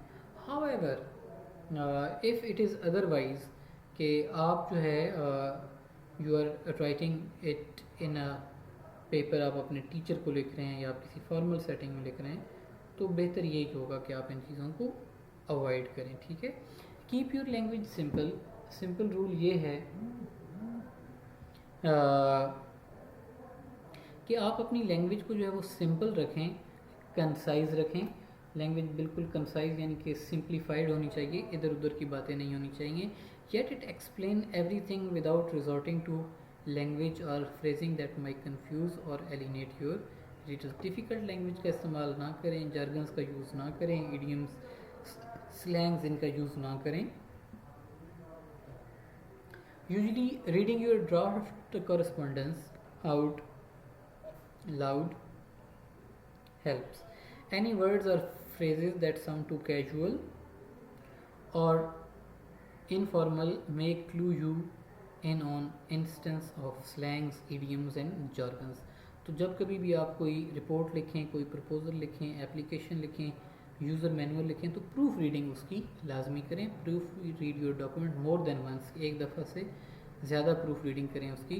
Proof read as though you are stranger to your correspondence. Make note of anything that seems unclear and strike out any possible slang, idiom और jargon। कि अगर इस किस्म की कोई चीज़ आपको नज़र आती है तो उसको वहाँ से डिलीट करें। रिमूव करें। Take time during the writing process, जब कभी आप लिख रहे हो तो वक्त लें, आराम सुकून से लिखें, ठीक है। If we know we commonly use slang then hone in on choice of words you use, कि अगर आप स्लैंग यूज़ करते हैं, आपको आदत है, तो बहुत ही सोच समझ के लिखें, ठीक है। इसके अलावा जो एक और टिप है इस हवाले से, इट इज़ कि अवॉइड यूजिंग ह्यूमर, कि ह्यूमर यानी कि मजाक, जो हंसी मजाक जो है वो टेक्निकल राइटिंग के अंदर नहीं होता, इसको आप जो है वो अवॉइड करें। You had to be there, much humour is so culture dependent that what is hilarious to people of one culture is nearly incomprehensible to the people from the another culture, ठीक है। तो कि एक culture में एक चीज़ funny हो सकती है, दूसरी चीज़ में हो सकता है कि वो लोगों को उस बात की समझ ही नहीं आ रही हो, ठीक है। फॉर एग्ज़ाम्पल आप पठान हैं अगर, या अगर आप पंजाबी हैं, तो पश्तो का कोई लतीफ़ा अगर आप उसको ट्रांसलेट करके पंजाबी में या उर्दू में सुनाएं तो उसका रंग ही ख़त्म हो जाता है। या अगर पंजाबी का कोई लतीफ़ा अगर हम उसको उर्दू में या इंग्लिश में ट्रांसलेट करके सुनाएं तो अगला बंदा कहता है कि इसमें हंसने वाली क्या बात है। लेकिन वो जो पंजाबी है उसको इस बात की समझ आएगी, या वो जो पश्तो है या वो जो उर्दू स्पीकिंग है, जो उसका पर्टिकुलर लतीफ़ा है, वो उन्हीं को समझ आ सकता है। और जब उसको ट्रांसलेट किया जाता है तो इट लूजेज इट्स फ्लेवर। तो लिहाजा आप जो है वो जोक्स को अवॉइड करें। और टेक्निकल राइटिंग जो है वो सीधी, बिल्कुल जितनी सीधी जो है वो आप रख सकते हैं, जितनी सिंपल रख सकते हैं उसको ऐसे ही रखें, उसमें ज़्यादा चीज़ें जो हैं वो हैंकी पैंकी करने की ज़रूरत नहीं होती, ठीक है। इसके अलावा और चीज़ें जिनको अवॉइड करना चाहिए, it is avoid puns, metaphors and similes. पन का मतलब क्या होता है? पन का मतलब होता है to play upon the word. अगर हम आप इसको सादा अल्फाज में बताना चाहें तो जू मानी अल्फाज, यानी कि ऐसे अल्फाज का इस्तेमाल कि जिनके एक से ज़्यादा मीनिंग है। तो इस टाइप के वर्ड्स को आप अवॉइड करें जिनके एक से ज़्यादा मीनिंग होते हैं। मेटाफर और सिमिली जो है इसका इस्तेमाल किया जाता है दो चीज़ों का मवाजना करने के लिए, ठीक है। तो आपस में जब दो चीज़ों का कंपैरिजन किया जाता है तो उसके लिए मेटाफर्स और सिमिलीज जो हैं इनको यूज़ किया जाता है। कि फॉर एग्जांपल माँ ये कहती है कि मेरा बेटा शेर है, तो मेरा बेटा शेर है, इस ये है मेटाफर की इस्तेमाल। अगर हम ये कहें कि मेरा बेटा शेर की तरह बहादुर है, कि my son is as brave as a lion, तो ये मतलब कि सिमिली कहलाती है, ठीक है। तो इन चीज़ों को अवॉइड करना चाहिए, ठीक है। Puns are play on the words often use in advertisement, के इश्तिहारों में इनको इस्तेमाल किया जाता है कि जू मानी अल्फाज, but puns are virtually untranslatable, ठीक है। जो एक लैंग्वेज के ये जू मानी अल्फाज हैं उनको दूसरी लैंग्वेज में ट्रांसलेट करना मुमकिन नहीं होता, ठीक है। Use these devices only if you are sure that reader would understand them. A metaphor is a figure of speech that for rhetorical effect directly refers to one thing by mentioning the other, ठीक है। तो avoid करना चाहिए metaphors को, avoid करना चाहिए similes को, और अवॉइड करना चाहिए पन्स को, ठीक है। इसके बाद है जी यूज़ ग्लॉसरीज। ग्लॉसरी का इस्तेमाल, ग्लॉसरी क्या होती है, व्हाट इज़ ग्लॉसरी? आपको पता है ग्लॉसरी क्या होती है? Glossary is list of difficult words along with their meanings that comes at end of a document. कि एक डॉक्यूमेंट जो है उसमें अगर कोई टेक्निकल टर्म्स इस्तेमाल की गई हैं, अगर उसमें कोई डिफ़िकल्ट वोकेबलरी जो है उसको यूज़ किया गया है, तो उस वोकेबलरी को अल्फ़ाबेटिकल ऑर्डर में लिखा जाता है, और अल्फ़ाबेटिकल ऑर्डर में उसको लिखने के बाद उसके मीनिंग्स जो हैं वो लिखे जाते हैं। और इस ये जो सेक्शन है इसको हम कहते हैं ग्लॉसरी के। अगर आपने अपने यूज़र मैनुअल या रिपोर्ट या एप्लीकेशन जो कुछ भी लिखा है, अगर जो भी डॉक्यूमेंट आपने बनाया है एज अ टेक्निकल राइटर, अगर आपने उसके अंदर जार्गन्स को इस्तेमाल किया, यानी कि एक फील्ड के हवाले से स्पेसिफिक वर्ड जो थे उनको आपने यूज़ किया है, तो आपको ग्लॉसरी देनी पड़ेगी, ठीक है। ग्लॉसरी अगर आप देंगे तो उसका फ़ायदा ये होगा कि जो आपका रीडर है उसको घंटों इंटरनेट पे जो आपके अल्फाज हैं उनके मीनिंग्स को ढूंढने में नहीं टाइम ज़ाया करना पड़ेगा, बल्कि वो आखिरी पेज निकालेगा और वहाँ से जिस टर्म की उसको समझ नहीं आ रही वो उसका मीनिंग निकाल लेगा. But most importantly it helps to create better and more comprehensive user manual. User manuals जो होते हैं उनमें ऑब्वियसली टेक्निकल टर्म्स यानी कि जार्गन्स जो हैं वो होते हैं. तो आपका यूज़र मैनुअल उसी सूरत में अच्छा हो सकता है जब आपने जार्गन्स जो यूज़ किए हैं उनका मतलब आपने लिखा है. ठीक है जी. तो ग्लॉसरी है जो है वो आपको बनानी पड़ेगी अक्सर जब कभी भी आपको यूज़र मैनुअल बना रहे हैं. ठीक है. बाज़ कंपनीज जो होती हैं उन्होंने अपनी जितनी टर्म्स उनके हवाले से टेक्निकल टर्म्स होती हैं उनकी ग्लॉसरी ऑलरेडी बना के रखी होती है. If it is there then it is very good, well and good. And if it is not there तो you will have to create one. Obviously you will have to take help of the Google. अगर Google है internet की आप help लेंगे या फिर किसी expert जो है वो सब्जेक्ट मैटर का जो एक्सपर्ट है उसकी आप हेल्प लेकर ग्लॉसरी बनाएंगे. ठीक है. तो ग्लॉसरी बनाने के लिए जो डिफरेंट टिप्स हैं, जो डिफरेंट टेक्निक्स हैं जिनको यूज़ किया जाता है, नंबर 1 पे it should be in alphabetical order के ABC के हिसाब से आप इसको लिखेंगे ताकि ईज़िली उसको नेविगेट किया जा सके. If you are creating an online glossary add links and cross references कि अगर आप ऑनलाइन ग्लॉसरी बना रहे हैं तो उसमें जिस पेज से आपने डेफिनेशन ली है उसका लिंक और रेफरेंस जो है उसको ऐड करें. ठीक है. Start with basic terms. Ideally each word that can be characterized as a term in your specific area and should be on the list. Firstly, this way you will make sure that you do know exactly what they mean. Secondly, imagine how helpful this would be when hiring people. ठीक है. तो ये different इसकी techniques हैं. ठीक है. जब कभी भी कोई ज़्यादा मुश्किल टर्म हो तो उसके लिए सब्जेक्ट मैटर के जो एक्सपर्ट हैं उनके साथ जो है वो आप रब्ता कर लें पहले, क्योंकि ज़्यादा डेफिनेशंस होती हैं तो जो मोस्ट अप्रोप्रिएट डेफिनेशन है उसको आप इस्तेमाल करें. Just a piece of tiny advice for the person with experience. If you come up with a term or to add or some addition to an article, do it right away and write it down somewhere, otherwise you will 100% forget this. जो भी चीज़ आपको लगता है कि इसको add करना है वो अगर आपके सामने आती है तो उसको फ़ौरन ही नोट कर लें, वरना आप उसको भूल जाएंगे. एक और चीज़ जो है आपकी लैंग्वेज को अच्छा बनाने के लिए, खूबसूरत बनाने के लिए और ईज़िली अंडरस्टैंडेबल बनाने के लिए, it is that you should use relative pronouns. के रिलेटिव प्रोनाउंस जो हैं उनका आप इस्तेमाल करें. रिलेटिव प्रोनाउंस में हु, हुम, हुज, विच और दैट जो है ये आते हैं. ठीक है. और रिलेटिव प्रोनाउंस जो हैं ये सेंटेंस की अंडरस्टैंडिंग जो है उसको ज़्यादा डेवलप करते हैं. एग्जाम्पल्स नीचे लिखी हैं कि एक सेंटेंस ये है, a fire alarm losing power will beep, और a fire alarm that is losing power will beep जो है इसमें ज़्यादा क्लैरिटी है ऊपर वाले सेंटेंस की निस्बत. The switches found defective were replaced, the switches that were found defective were replaced. तो that का इस्तेमाल जब हुआ है तो इसमें ज़्यादा क्लैरिटी आ गई है as compare to the sentence कि जिसमें that का इस्तेमाल नहीं किया गया. ठीक है. इसके अलावा जी अवॉइड यूजिंग होमोफोन्स. होमोफोन्स वो वर्ड्स होते हैं कि जिनकी एक जैसी ही आवाज़ होती है लेकिन मीनिंग उनका जो है वो डिफरेंट होता है. ठीक है. एग्जाम्पल अगर आपको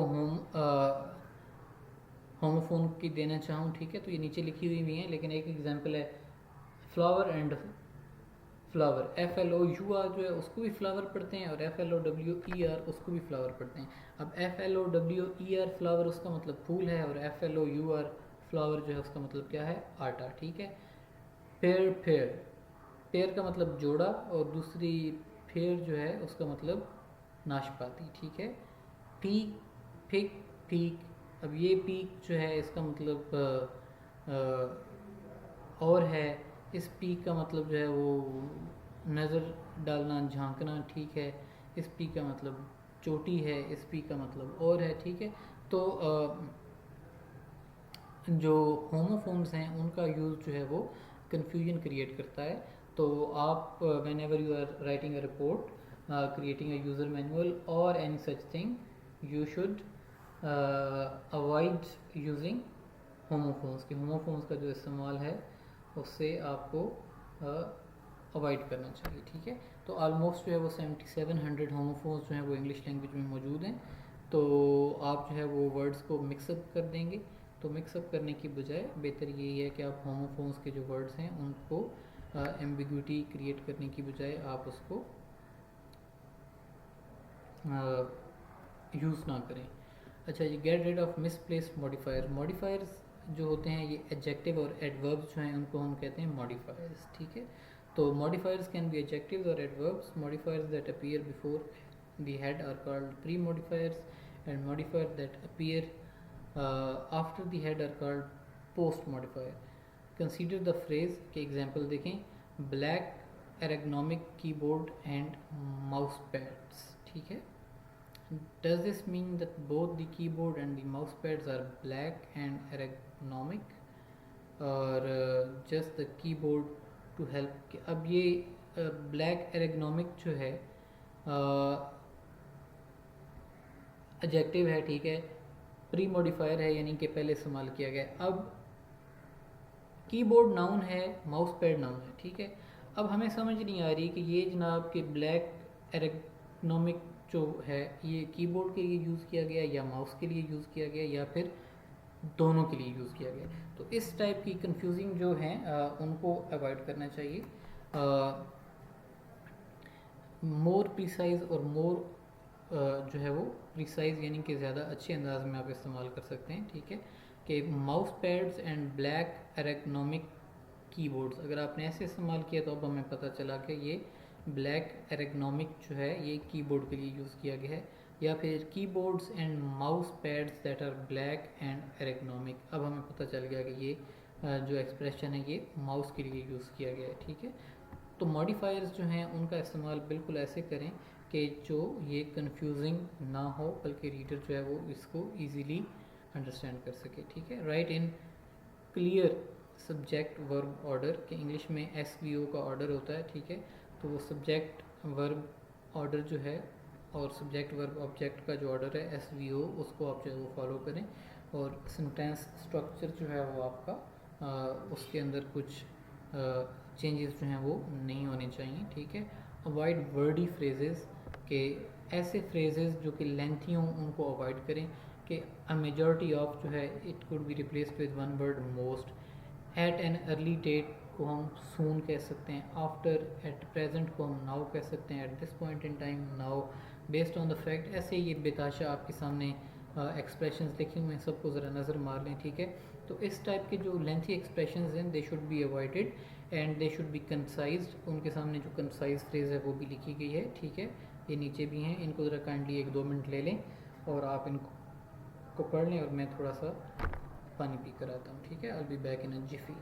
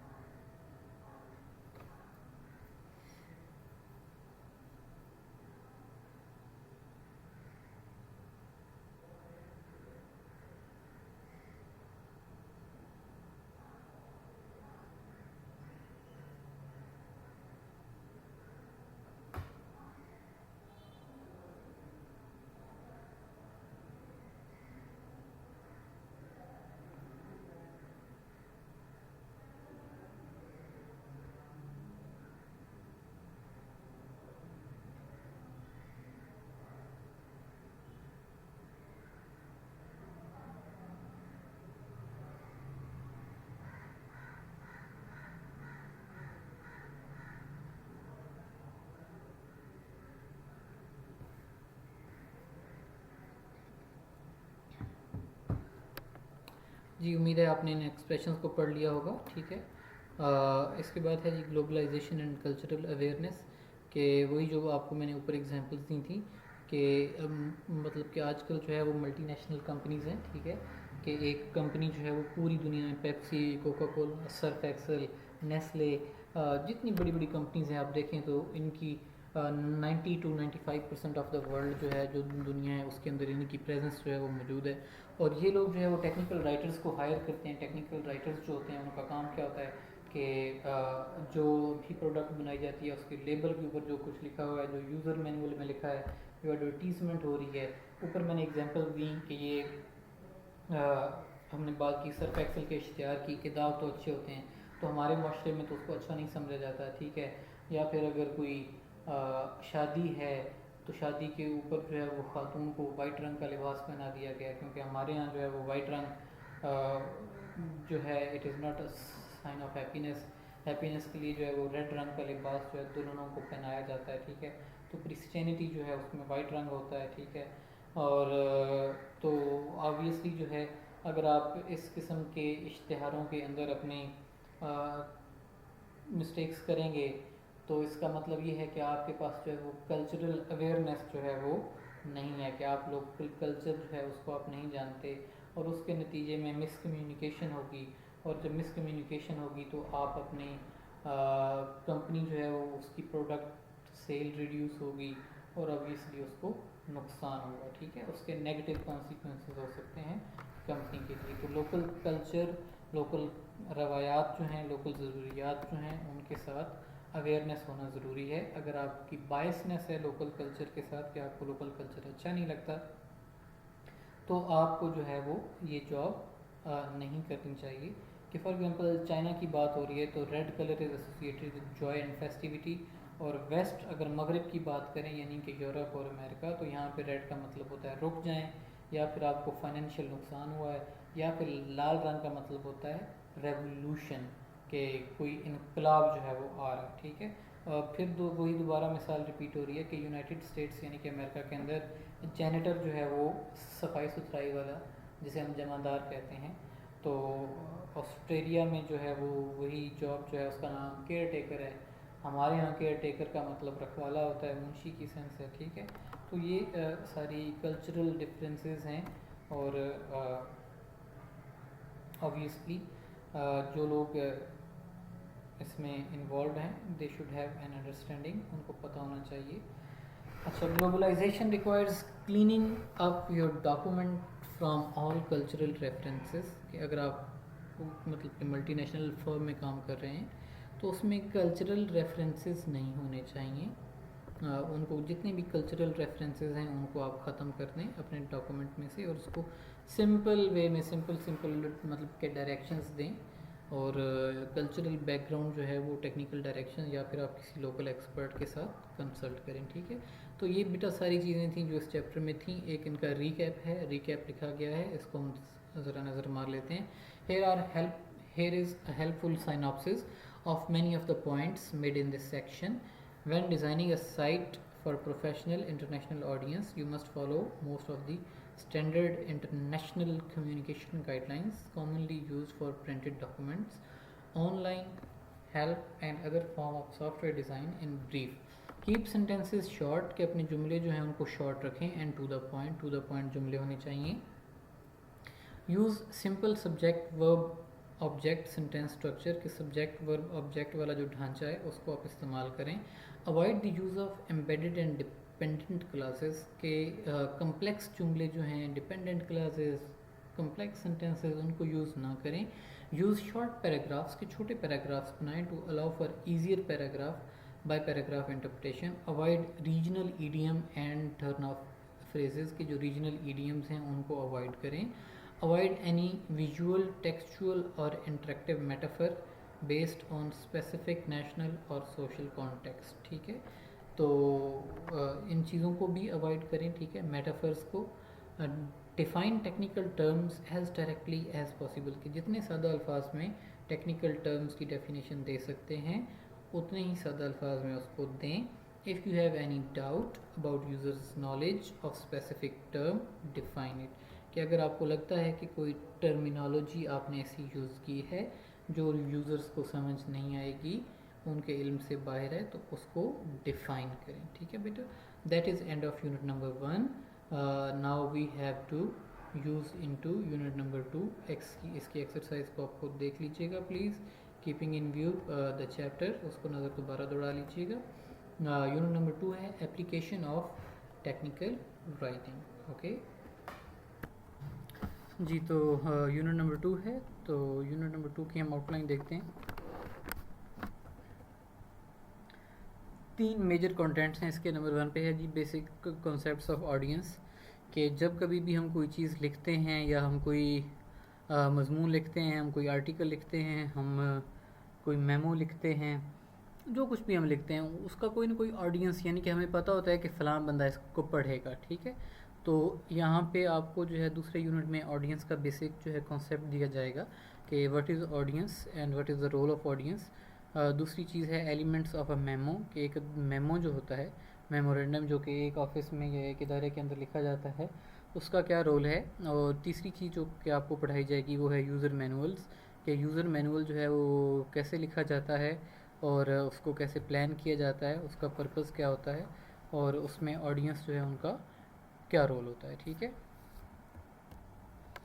तो इस यूनिट के अंदर जो है ये बेसिकली यूनिट नंबर 1 की एक्सटेंशन ही है। ठीक है, इसमें स्किल डेवलपमेंट यानी कि 2 जो हैं स्किल्स हैं, मेमोरेंडम लिखना और यूज़र मैनुअल बनाना, वो आपको सिखाए जाएंगे। इसके अलावा आपको जो है वो ऑडियंस का बैकग्राउंड दिया जाएगा कि ऑडियंस क्या होती है और ऑडियंस की अहमियत क्या होती है। ठीक है, तो अगर हम मतलब कि बात करें बेसिक कॉन्सेप्ट के व्हाट एन ऑडियंस इज़, तो मैं आपको एक मतलब कि एग्जांपल देता चलूँ कि ऑडियंस की अहमियत क्या होती है जब कभी भी हम कोई काम करने जा रहे होते हैं या whenever we are writing something. तो ऑडियंस जो है it has its own importance, इसकी बहुत ज़्यादा अहमियत होती है।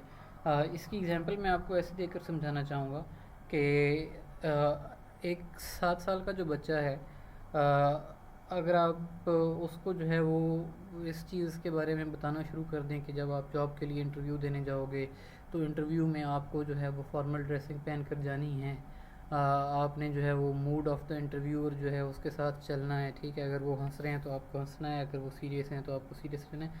तो वो 7 साल का बच्चा इस चीज़ में इंटरेस्ट शो नहीं करेगा। ठीक है, ऑन दी अदर हैंड एक फ्रेश ग्रेजुएट है जिसने अभी अभी अपनी जो है वो मास्टर्स की डिग्री कंप्लीट की है, अगर आप उसके साथ इस चीज़ पे बात करेंगे, उसको समझाने की कोशिश करेंगे, तो he will be very attentive, वो बहुत ज़्यादा अटेंटिव होगा। ऑन दी अदर हैंड वो जो 7 साल का बच्चा है उसका इंटरेस्ट आप उस वक्त ले सकते हैं जब आप उसको कोई स्टोरी सुनाना शुरू कर दें, तो वो फिर उसमें इंटरेस्ट लेगा कि हाँ भी मुझे जो है वो स्टोरी सुनाई जा रही है। ठीक है, तो ऑडियंस जो होती है उसको मद्देनज़र रखते हुए हमने जो हमारा मैसेज है या जो कुछ हम लिख रहे हैं या जो कुछ हम लिखना चाह रहे हैं उसको keeping in view the audience जो है वो हमको उसको डिज़ाइन करना होता है। ठीक है, तो ऑडियंस की जो है वो मतलब कि जो इंडिविजुअल जिनको हम जो है वो रिटन मैसेज लिखते हैं, जिनका हमें पता होता है कि उन्होंने पढ़ना है, ठीक है, वो हमारे ऑडियंस कहलाते हैं टेक्निकल कम्युनिकेशन के अंदर।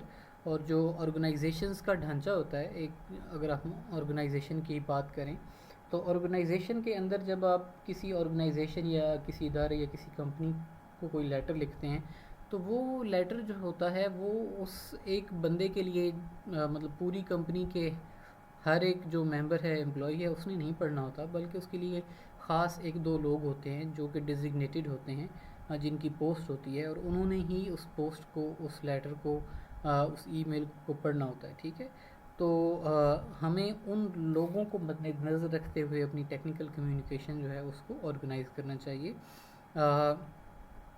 इसके अलावा हमें इडियोसिंक्रेसीज़ जो हैं अपनी टारगेटेड ऑडियंस जो है उसका ख्याल रखना चाहिए। इडियोसिंक्रेसी का मतलब ये है कि हर एक शख्स की अलग से आदत होती हैं, ज़ाती आदत, तो उस चीज़ को वो मतलब कि बाज़ लोग जो होते हैं वो स्केप्टिकल होते हैं। स्केप्टिकल का मतलब ये होता है कि वो हर चीज़ को शक की निगाह से देखते हैं, हर चीज़ पे मतलब क्वेश्चन करते हैं। बाज़ लोग जो होते हैं वो रिसेप्टिव होते हैं, यानी कि जो चीज़ उनको बताई जाती है वो उस पर ना सवाल करते हैं ना कोई मतलब क्वेश्चन करते हैं, वो उसको चुपचाप जो है वो सुन लेते हैं। ठीक है, तो हमें जब कभी भी हम टेक्निकल कम्युनिकेशन में इन्वॉल्व हों तो हमारे लिए बेहतर यही होता है that we should take into account कि हमारे जो ऑडियंस हैं उनका एजुकेशनल लेवल, उनका साइकोलॉजिकल लेवल, उनका सोशल लेवल, उनका कल्चरल बैकग्राउंड जो है वो क्या है, तो उनकी प्रोफाइल एक अदद बना लेनी चाहिए। ठीक है, वो प्रोफाइल हमें हेल्प करती है ऑडियंस को मतलब के टारगेट करने में। ठीक है, तो ऑडियंस जो होती है हमारी उसके बारे में बेसिक क्वेश्चंस जो कि हमें पूछने चाहिए वो ये हैं कि हाउ मच ही और शी नोज़, कि उसके पास कितना इल्म है जिस मौजू पे बात हो रही है। व्हाट डज़ ही और शी एक्सपेक्ट्स, कि वो किस चीज़ की उम्मीद रखते हैं। फॉर एग्जांपल आप कोई मतलब के प्रपोज़ल बना रहे हैं अपनी कंपनी के लिए। ठीक है, तो अगर तो आप ये समझते हैं कि आपके प्रपोज़ल को जो है वो जो कंज्यूमर है उसने पढ़ना है, तो आपको प्रपोज़ल में इस चीज़ का ख्याल रखना पड़ेगा कि मुझे इस प्रपोज़ल में कंज्यूमर का मतलब कि बेनिफिट जो है उसको हाईलाइट करना है कि कंज्यूमर को हमारी प्रोडक्ट ख़रीदने में क्या फ़ायदा होगा। ठीक है, और उसको क्या बचत हो रही है और कैसे उसकी ज़िंदगी जो है वो आसान हो रही है। अगर वही प्रपोज़ल हम अपनी कंपनी के जो ऑनर्स हैं उनके लिए बना रहे हैं, तो हमें उनको मद्देनज़र रखना है कि भाई ऑनर्स का इंटरेस्ट तो हमेशा प्रॉफिट में होता है, तो उनको मुतमिन करना कि अगर हम ये प्रोडक्ट लॉन्च करेंगे तो इसमें जो है वो कंपनी को या आपको इतना प्रॉफिट इसके अंदर होगा। ठीक है, तो ऑडियंस जो है उसकी ऑडियंस एनालिसिस उसकी बहुत ज़्यादा अहमियत है। ठीक है, विच ऑर्गेनाइजेशनल बैकग्राउंड डज ही और शी बिलोंग टू, कि उनका किस ऑर्गेनाइजेशन से ताल्लुक़ है, उनका किस किस्म का एक्सपीरियंस है, उनका सोशल और कल्चरल बैकग्राउंड क्या है, is she one person or a group of और सेवरल ग्रुप्स, कि ये एक बंदा है जो मेरा ऑडियंस है या कि पूरा ग्रुप है या फिर ढेर सारे ग्रुप्स हैं। ठीक है, तो इन चीज़ों का जायज़ा लेना ज़रूरी है। दूसरी चीज़ है जी demographic characteristics of an audience. Demography जो होती है इससे मुराद ये होता है कि अफराद को या फिर आबादी को तकसीम करना विद रिस्पेक्ट टू एज, के उनकी उम्र के लिहाज से तकसीम करना, एथनिसिटी यानी कि उनकी नस्ल के हिसाब से, सेक्स यानी कि जेंडर के मेल हैं ये या फीमेल हैं उस हिसाब से उनको तकसीम करना। ठीक है, when the sender focuses on these character he she gets the awareness of the audience which prevents him or her from stereotyping. ठीक है, तो हमें जो है वो इस चीज़ का ख्याल रखना चाहिए। मिसाल नीचे दी गई है, if the sender has to write a complaint letter to a young person with little organizational experience and uses negative expressions in his or her message, it may irritate the reader and there is possibility of severe reaction from the audience। कि अगर आप किसी नौजवान शख्स को जो कि ज़्यादा एक्सपीरियंस नहीं है उसको लेटर ऑफ कंप्लेंट लिख रहे हैं और उसमें आपने कुछ नेगेटिव एक्सप्रेशन यूज़ कर दिए हैं, तो तवक्को करें कि वहाँ से आपको जो है वो सख्त किस्म का रिएक्शन वहाँ से मिलेगा। ठीक है, तो ऐसे ही हर एक इंडिविजुअल जो है उसकी नेचर को मद्देनज़र रखते हुए जो मतलब कम्युनिकेशन हमारी होती है टेक्निकल कम्युनिकेशन उसको हम मोल्ड करते हैं, हम उसको ढाल लेते हैं। ठीक है, in the same way dealing with a young man is different from dealing with a young woman, कि नौजवान मर्द से बात करना नौजवान औरत से बात करने से मुख्तलिफ है क्योंकि दोनों का एटीट्यूड जो है वो डिफरेंट होता है। Likewise an individual with greater organisational experience में react differently than a person with lesser experience, के एक ऐसा शख्स जिसका ज़्यादा ऑर्गेनाइजेशनल एक्सपीरियंस होता है उसका रिएक्शन एक ऐसे शख्स की निस्बत कि जिसका लेस एक्सपीरियंस है डिफरेंट होगा। ठीक है, फिर एथनिक बैकग्राउंड्स होते हैं कि नस्ल किस नस्ल से आपका ताल्लुक़ है, किस रेस से आपका ताल्लुक़ है, वो चीज़ जो है वो अलग से मैटर करती है। रोल ऑफ ऑडियंस, के ऑडियंस का किरदार क्या होता है। Some time the audience is one person or a group, के बाद का ऑडियंस जो है वो एक शख्स पे मुश्तमिल हो सकती है या फिर एक पूरा ग्रुप हो सकता है। In other situations there may be more groups of an audience and every type of audience has a role to play. It is like actors performing their roles in a story, drama or movie. It is a possibility of the sender to frame the audience according to the role he or she has to play in this particular communication. For example, if a sales promotion officer has to design an advertisement for a machine, he or she has three different audiences with different roles। कि अगर आप salesman हैं और आपने एक machine design and advertisement के आपने एक इश्तिहार डिज़ाइन करना है मशीन का, तो आपके तीन किस्म के ऑडियंस हैं। फर्स्टली दी कस्टमर्स, नंबर वन पे कि आपके कस्टमर आपके ऑडियंस हैं कि ये वो लोग हैं जिन्होंने आपकी प्रोडक्ट जो है वो ख़रीदनी है। दूसरे नंबर पे जो है वो कंपनी के मालिक, ऑनर्स जो हैं वो आपके ऑडियंस हैं, वो are suppose to be satisfied with the material included in the advertisement, कि जिनको आपको सेटिस्फाई करना लाजमी है, ठीक है। और thirdly, workers who will have to operate the machine and who expect an easy and reasonable functioning of the machine। के तीसरे नंबर पे जो आपकी मशीन है उसकी जो ऑडियंस है वो वर्कर्स हैं, ऐसे वर्कर्स कि जिन्होंने उस मशीन को ऑपरेट करना है और वो एक्सपेक्ट करते हैं कि आपकी मशीन जो है वो ईजीली काम करेगी, ठीक है। तो इन तीनों किरदारों को मद्देनज़र रखते हुए आपको अपना इश्तिहार जो है वो डेवलप करना है, ठीक है। 2.14 feelings of the audience about the subject. Audience की फीलिंग्स या ऑडियंस के जज्बात जो हैं उनका ख्याल रखना कि वो पर्टिकुलर सब्जेक्ट जो है एक उसके बारे में ऑडियंस के अंदर जो है वो किस किस्म के जज्बात पाए जाते हैं। Feeling of the audience about a topic और the writer can be described either as neutral और positively or negatively inclined, which are important for sender to analyze during the planning phase. In the case of positively inclined reader, successful communication is possible, and the same is case with neutral reader. However, if the reader is negatively inclined toward the sender or the topic, it may raise certain questions about successful communication. And the positively inclined reader will deal with every kind of communication without any personal bias, and whatever format or choice of vocabulary is used, his response will be positive. तो audience जो होती है उसका किरदार बहुत अहमियत का हामिल है, ठीक है। फीलिंग जो है उनकी कि अगर आपने कुछ नेगेटिव यूज़ किया है तो आपको वैसा ही रिस्पांस वहाँ से मिलेगा, और अगर आपके रीडर जो हैं वो पॉजिटिव एटीट्यूड पॉजिटिव नेचर के हैं तो आपका वर्ड वोकेबलरी जो है वो कोई ज़्यादा इतना मैटर नहीं करता, आपको रिस्पांस उसका अच्छा ही मिलेगा, ठीक है। The response of the neutral reader will also be positive in any case what ever it is. कि जो न्यूट्रल रीडर है यानी कि ऐसे लोग कि जो कि कोई नफ़रत या मोहब्बत किसी चीज़ के बारे में नहीं रखते, उनका भी रिस्पांस आपको most of the times positive ही मिलता है, ठीक है। For these two kinds of audience, the writer has ease of communication without bringing any specific delicacies into consideration. On the other hand, readers who are inclined negatively to the topic or writer may seize upon anything that lets them vent their frustration or anger. To avoid manipulation or negative responses from such audience, the writer has to be careful about the format, the choice of vocabulary, the expectations of the audience to make the communication successful, ठीक है। feelings of the audience about the sender, ठीक है, कि audience जो है उनकी feelings sender के बारे में, ठीक है। मैसेज जो बंदा सेंड करता है उसको हम इनकोडर या फिर सेंडर कहते हैं। तो जो कुछ भी आप लिख रहे हैं, आप चाहे प्रपोजल लिख रहे हैं, डॉक्यूमेंटेशन लिख रहे हैं, ऑब्वियसली उसमें आपके ऑडियंस होते हैं, और जब ऑडियंस आपका मैसेज पढ़ते हैं, if it is written correctly and if it is written in correct language, you have not committed any mistakes any blunders, तो जो ऑडियंस हैं उनकी फीलिंग्स आपकी जानिब जो राइटर है उसकी जानिब जो है वो पॉजिटिव होती हैं। And if there has been any negligence, के आपने जो है वो कोई निगलीजेंस की है, कोई कोताही हुई है, तो आपका नेगेटिव इम्प्रेशन आपकी ऑडियंस के ऊपर जो है वो पड़ता है, ठीक है। तो सक्सेसफुल कम्युनिकेशन जो होती है it depends upon effective technical communication, कि आपने कोई मिस्टेक्स वगैरह नहीं की और आपने सारी चीज़ों का ख्याल जो है वो अच्छे तरीके से रखा है। The expectations of the reader about from, कि जो रीडर है उसको क्या तवक्को होती है उस बंदे से कि जिसने ये कम्युनिकेशन जो है वो लिखी है।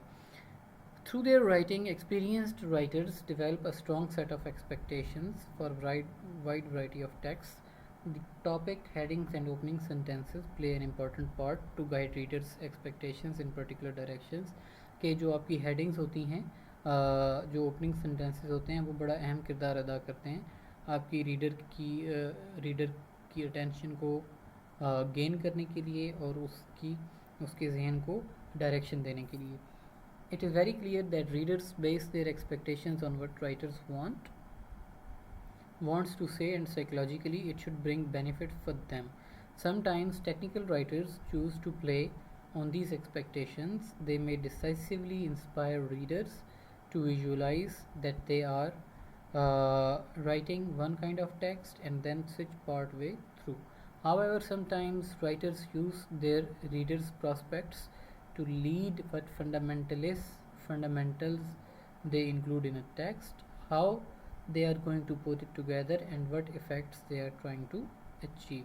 Such writings may include narrative style based story description, exploratory on other forms of writing are as follows: problem solving writing, argumentative writing, investigative, evaluative।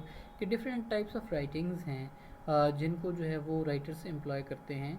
और हर एक फॉर्म ऑफ राइटिंग जो है उसके साथ जो रीडर है उसकी डिफरेंट एक्सपेक्टेशंस होती हैं। अगर आर्गूमेंटेटिव राइटिंग का ऐसे आपने कुछ शुरू किया है पढ़ना, तो आप एक्सपेक्ट करते हैं कि at the end of the day जब ये ख़त्म होगा मज़मून, आप इसको पढ़ना ख़त्म करेंगे तो कुछ ना कुछ जो है वो आपकी राय डेवलप होगी एक पर्टिकुलर टॉपिक के बारे में। टास्क ऑफ द ऑडियंस, की जो ऑडियंस है उसका टास्क क्या है, उसका काम क्या है। PACS जो है वो पर्पस, ऑडियंस, कॉन्टेक्स्ट, स्ट्रेटजी। ये ऑडियंस जो होती है उसका काम होता है कि वो जब कोई मैसेज जो है, if it has been received and when it has been received, the audience is suppose to reply back. कि ऑडियंस का ये काम होता है कि वो आंसर करे, रिप्लाई करे, फीडबैक दे। ठीक है।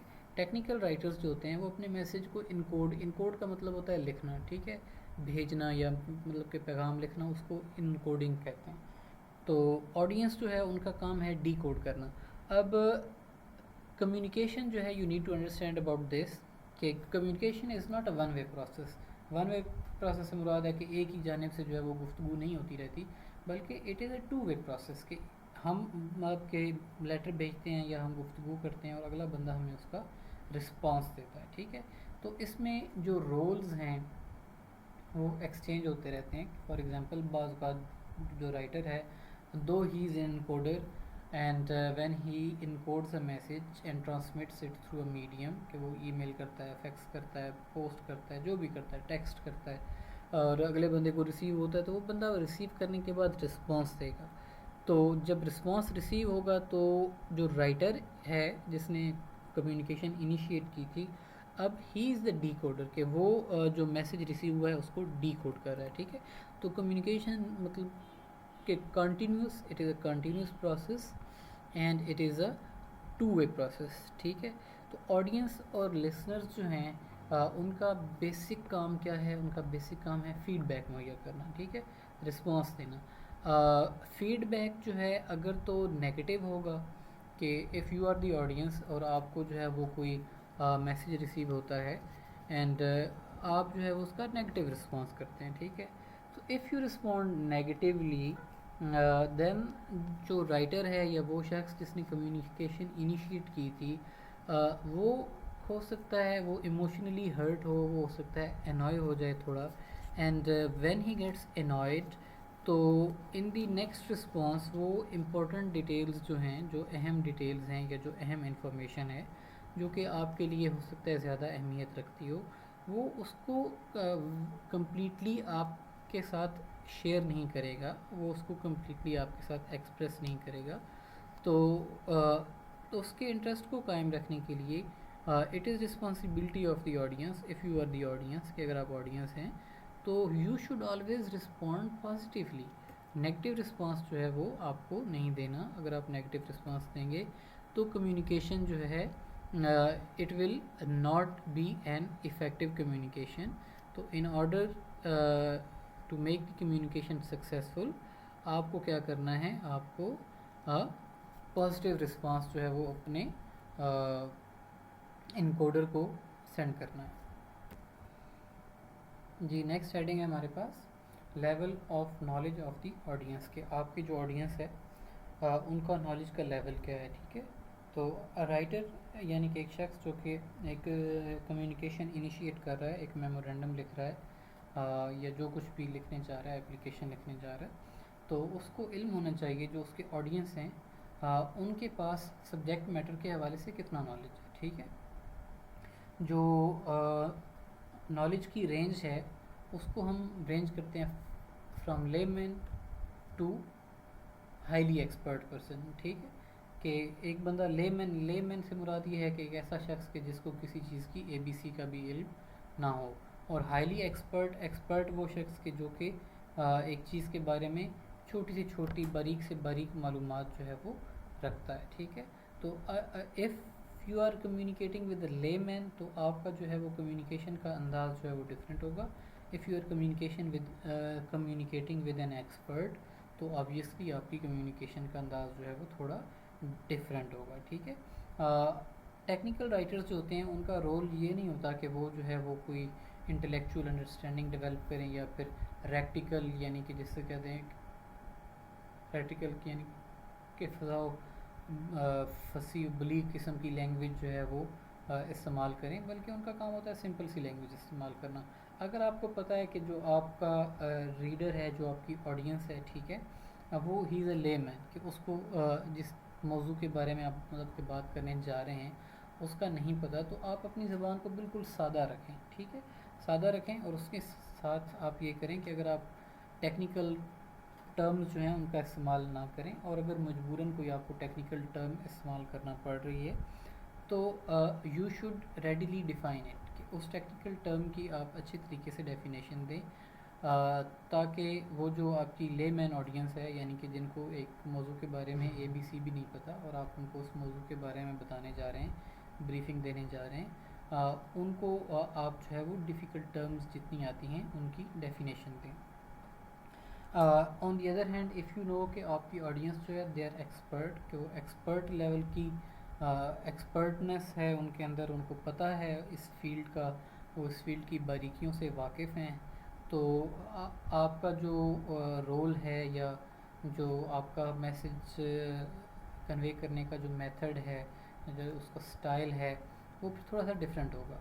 कि आपको पता है कि आपको किसी टर्म को डिफ़ाइन करने की ज़रूरत नहीं है, आपको पता है कि जनाब कि उनको चीज़ों का बैकग्राउंड इल्म है, तो जो उनका नॉलेज है उससे आपने आगे की बात करनी है, ठीक है। कि उनको बार बार चीज़ों की डेफिनेशन बताने की ज़रूरत नहीं है, because he is an expert of the field. तो keeping in view the audience, आप जो है वो मैसेज को शेप करते हैं, उसको शेप करते हैं अपनी ऑडियंस के हिसाब से, कि ऑडियंस लेमैन है तो उसी हिसाब से आप सिंपल लैंग्वेज चूज़ करेंगे। If the audience is expert तो you can switch to bit of technical vocabulary, ठीक है। आखिरी हेडिंग है इस फील्ड की और हमारी आज के टॉपिक की, it is factors affecting this situation, के ऐसे कौन से अवामिल हैं जो कि कम्युनिकेशन पे, हमारी टेक्निकल कम्युनिकेशन पे जो है वो असरअंदाज हो सकते हैं। तो communication takes place in a certain context, कि एक ख़ास किस्म का कॉन्टेक्स्ट होता है, सियाको सबाक होता है जिसमें कम्युनिकेशन होती है। And every context has its own requirements, कि हर एक सियाको सबाक जो है उसकी कुछ अपनी ज़रूरियात होती हैं, ठीक है। However some factors are common in most communicative situations, लेकिन कुछ फैक्टर्स ऐसे हैं जो कि कॉमन होते हैं। 3 फैक्टर्स कॉमन है, ठीक है। एथोस का मतलब कि नंबर 1 पे राइटर है, पैथोस जो है वो ऑडियंस है, और लोगोस जो है वो इसका कॉन्टेक्स्ट है, कि किस कॉन्टेक्स्ट में क्या बात हो रही है, कौन बात कर रहा है और कौन बात को सुनने वाला है, ठीक है। In this respect the relationship between communicators range between informal to highly formal, के वो लोग जो कि आपस में के बात कर रहे हैं किसी लेवल की, उनका जो आपस में रिलेशन है it can range from being informal, कि आप जो है वो एक दूसरे के दोस्त हैं, बचपन के जिगरी यार हैं और आप आपस में गुफ्तगू कर रहे हैं, यहाँ से लेके हाईली फॉर्मल तक, कि आप दो ममालिक के जो है वो प्राइम मिनिस्टर हैं और आप आपस में गुफ्तगू कर रहे हैं, ठीक है। तो इनफॉर्मल से लेके हाईली फॉर्मल तक आपका रिलेशन हो सकता है। If the communication takes place on top level and low level management within organization, their roles are predetermined and both have to follow the same. अगर एक इदारे में टॉप मैनेजमेंट और लोअर मैनेजमेंट के बीच में मीटिंग हो रही है तो लोअर मैनेजमेंट को पता है कि उनका रोल ये है कि उन्होंने यस सर बोलना है, ठीक है। तो उसमें जो है वो उनका रोल प्री डिटर्मिंड होता है, ठीक है। ऑन दी अदर हैंड, लेकिन दूसरी जानिब अगर दो कंपनीज़ के जनरल मैनेजर्स जो हैं उनके बीच में गुफ्तगू हो रही है, ठीक है। तो वहाँ पे जो है वो रोल जो है वो आपके नॉलेज, आपके मेथड ऑफ कम्युनिकेशन उसके हिसाब से चेंज हो सकता है कि एक बंदा जो सुपीरियर टोन इख्तियार कर सकता है, एक बंदा पैसिव हो सकता है, एक बंदा जो है वो इनक्लूसिव हो सकता है, स्केप्टिकल हो सकता है, ठीक है। तो इसके वेरियस के फैक्टर्स होते हैं। For example time, motivation, abnormal situation कोई होगी, एक्सपेंस, वर्क एक्सपीरियंस, कितना एक्सपीरियंस है, एजुकेशनल लेवल क्या है, मोटिवेटेड कितने हैं, स्ट्रेस लेवल कितना है, अर्जेंसी यानी कि इस सिचुएशन जो है उसमें कितनी अर्जेंट डिमांड है आपकी, ठीक है, कितना जल्दी आपको मसाइल को हल करना है। तो ये सारी चीज़ें मतलब के मैटर करती हैं। Policy makers and decision makers or persons on high level of organizational structure need to exercise control over these factors, because if these factors are not controlled they may create hurdles in way of communication। कि जो higher level की management है उनका ये काम है, उनका ये फरीज़ा है कि वो ये जो सारे फैक्टर्स हैं इनके ऊपर कंट्रोल करें, और अगर वो कंट्रोल नहीं करेंगे तो ऑब्वियसली कम्युनिकेशन की राह में जो हर्डल्स हैं, रुकावटें जो हैं वो लाक हो सकती हैं। तो they need to exercise control over all these factors that can affect communication. Okay बेटा, this is the end of lecture number 1 of this technical communication or basics of technical communication. So I will see you tomorrow inshallah. Take care and Allah Hafiz.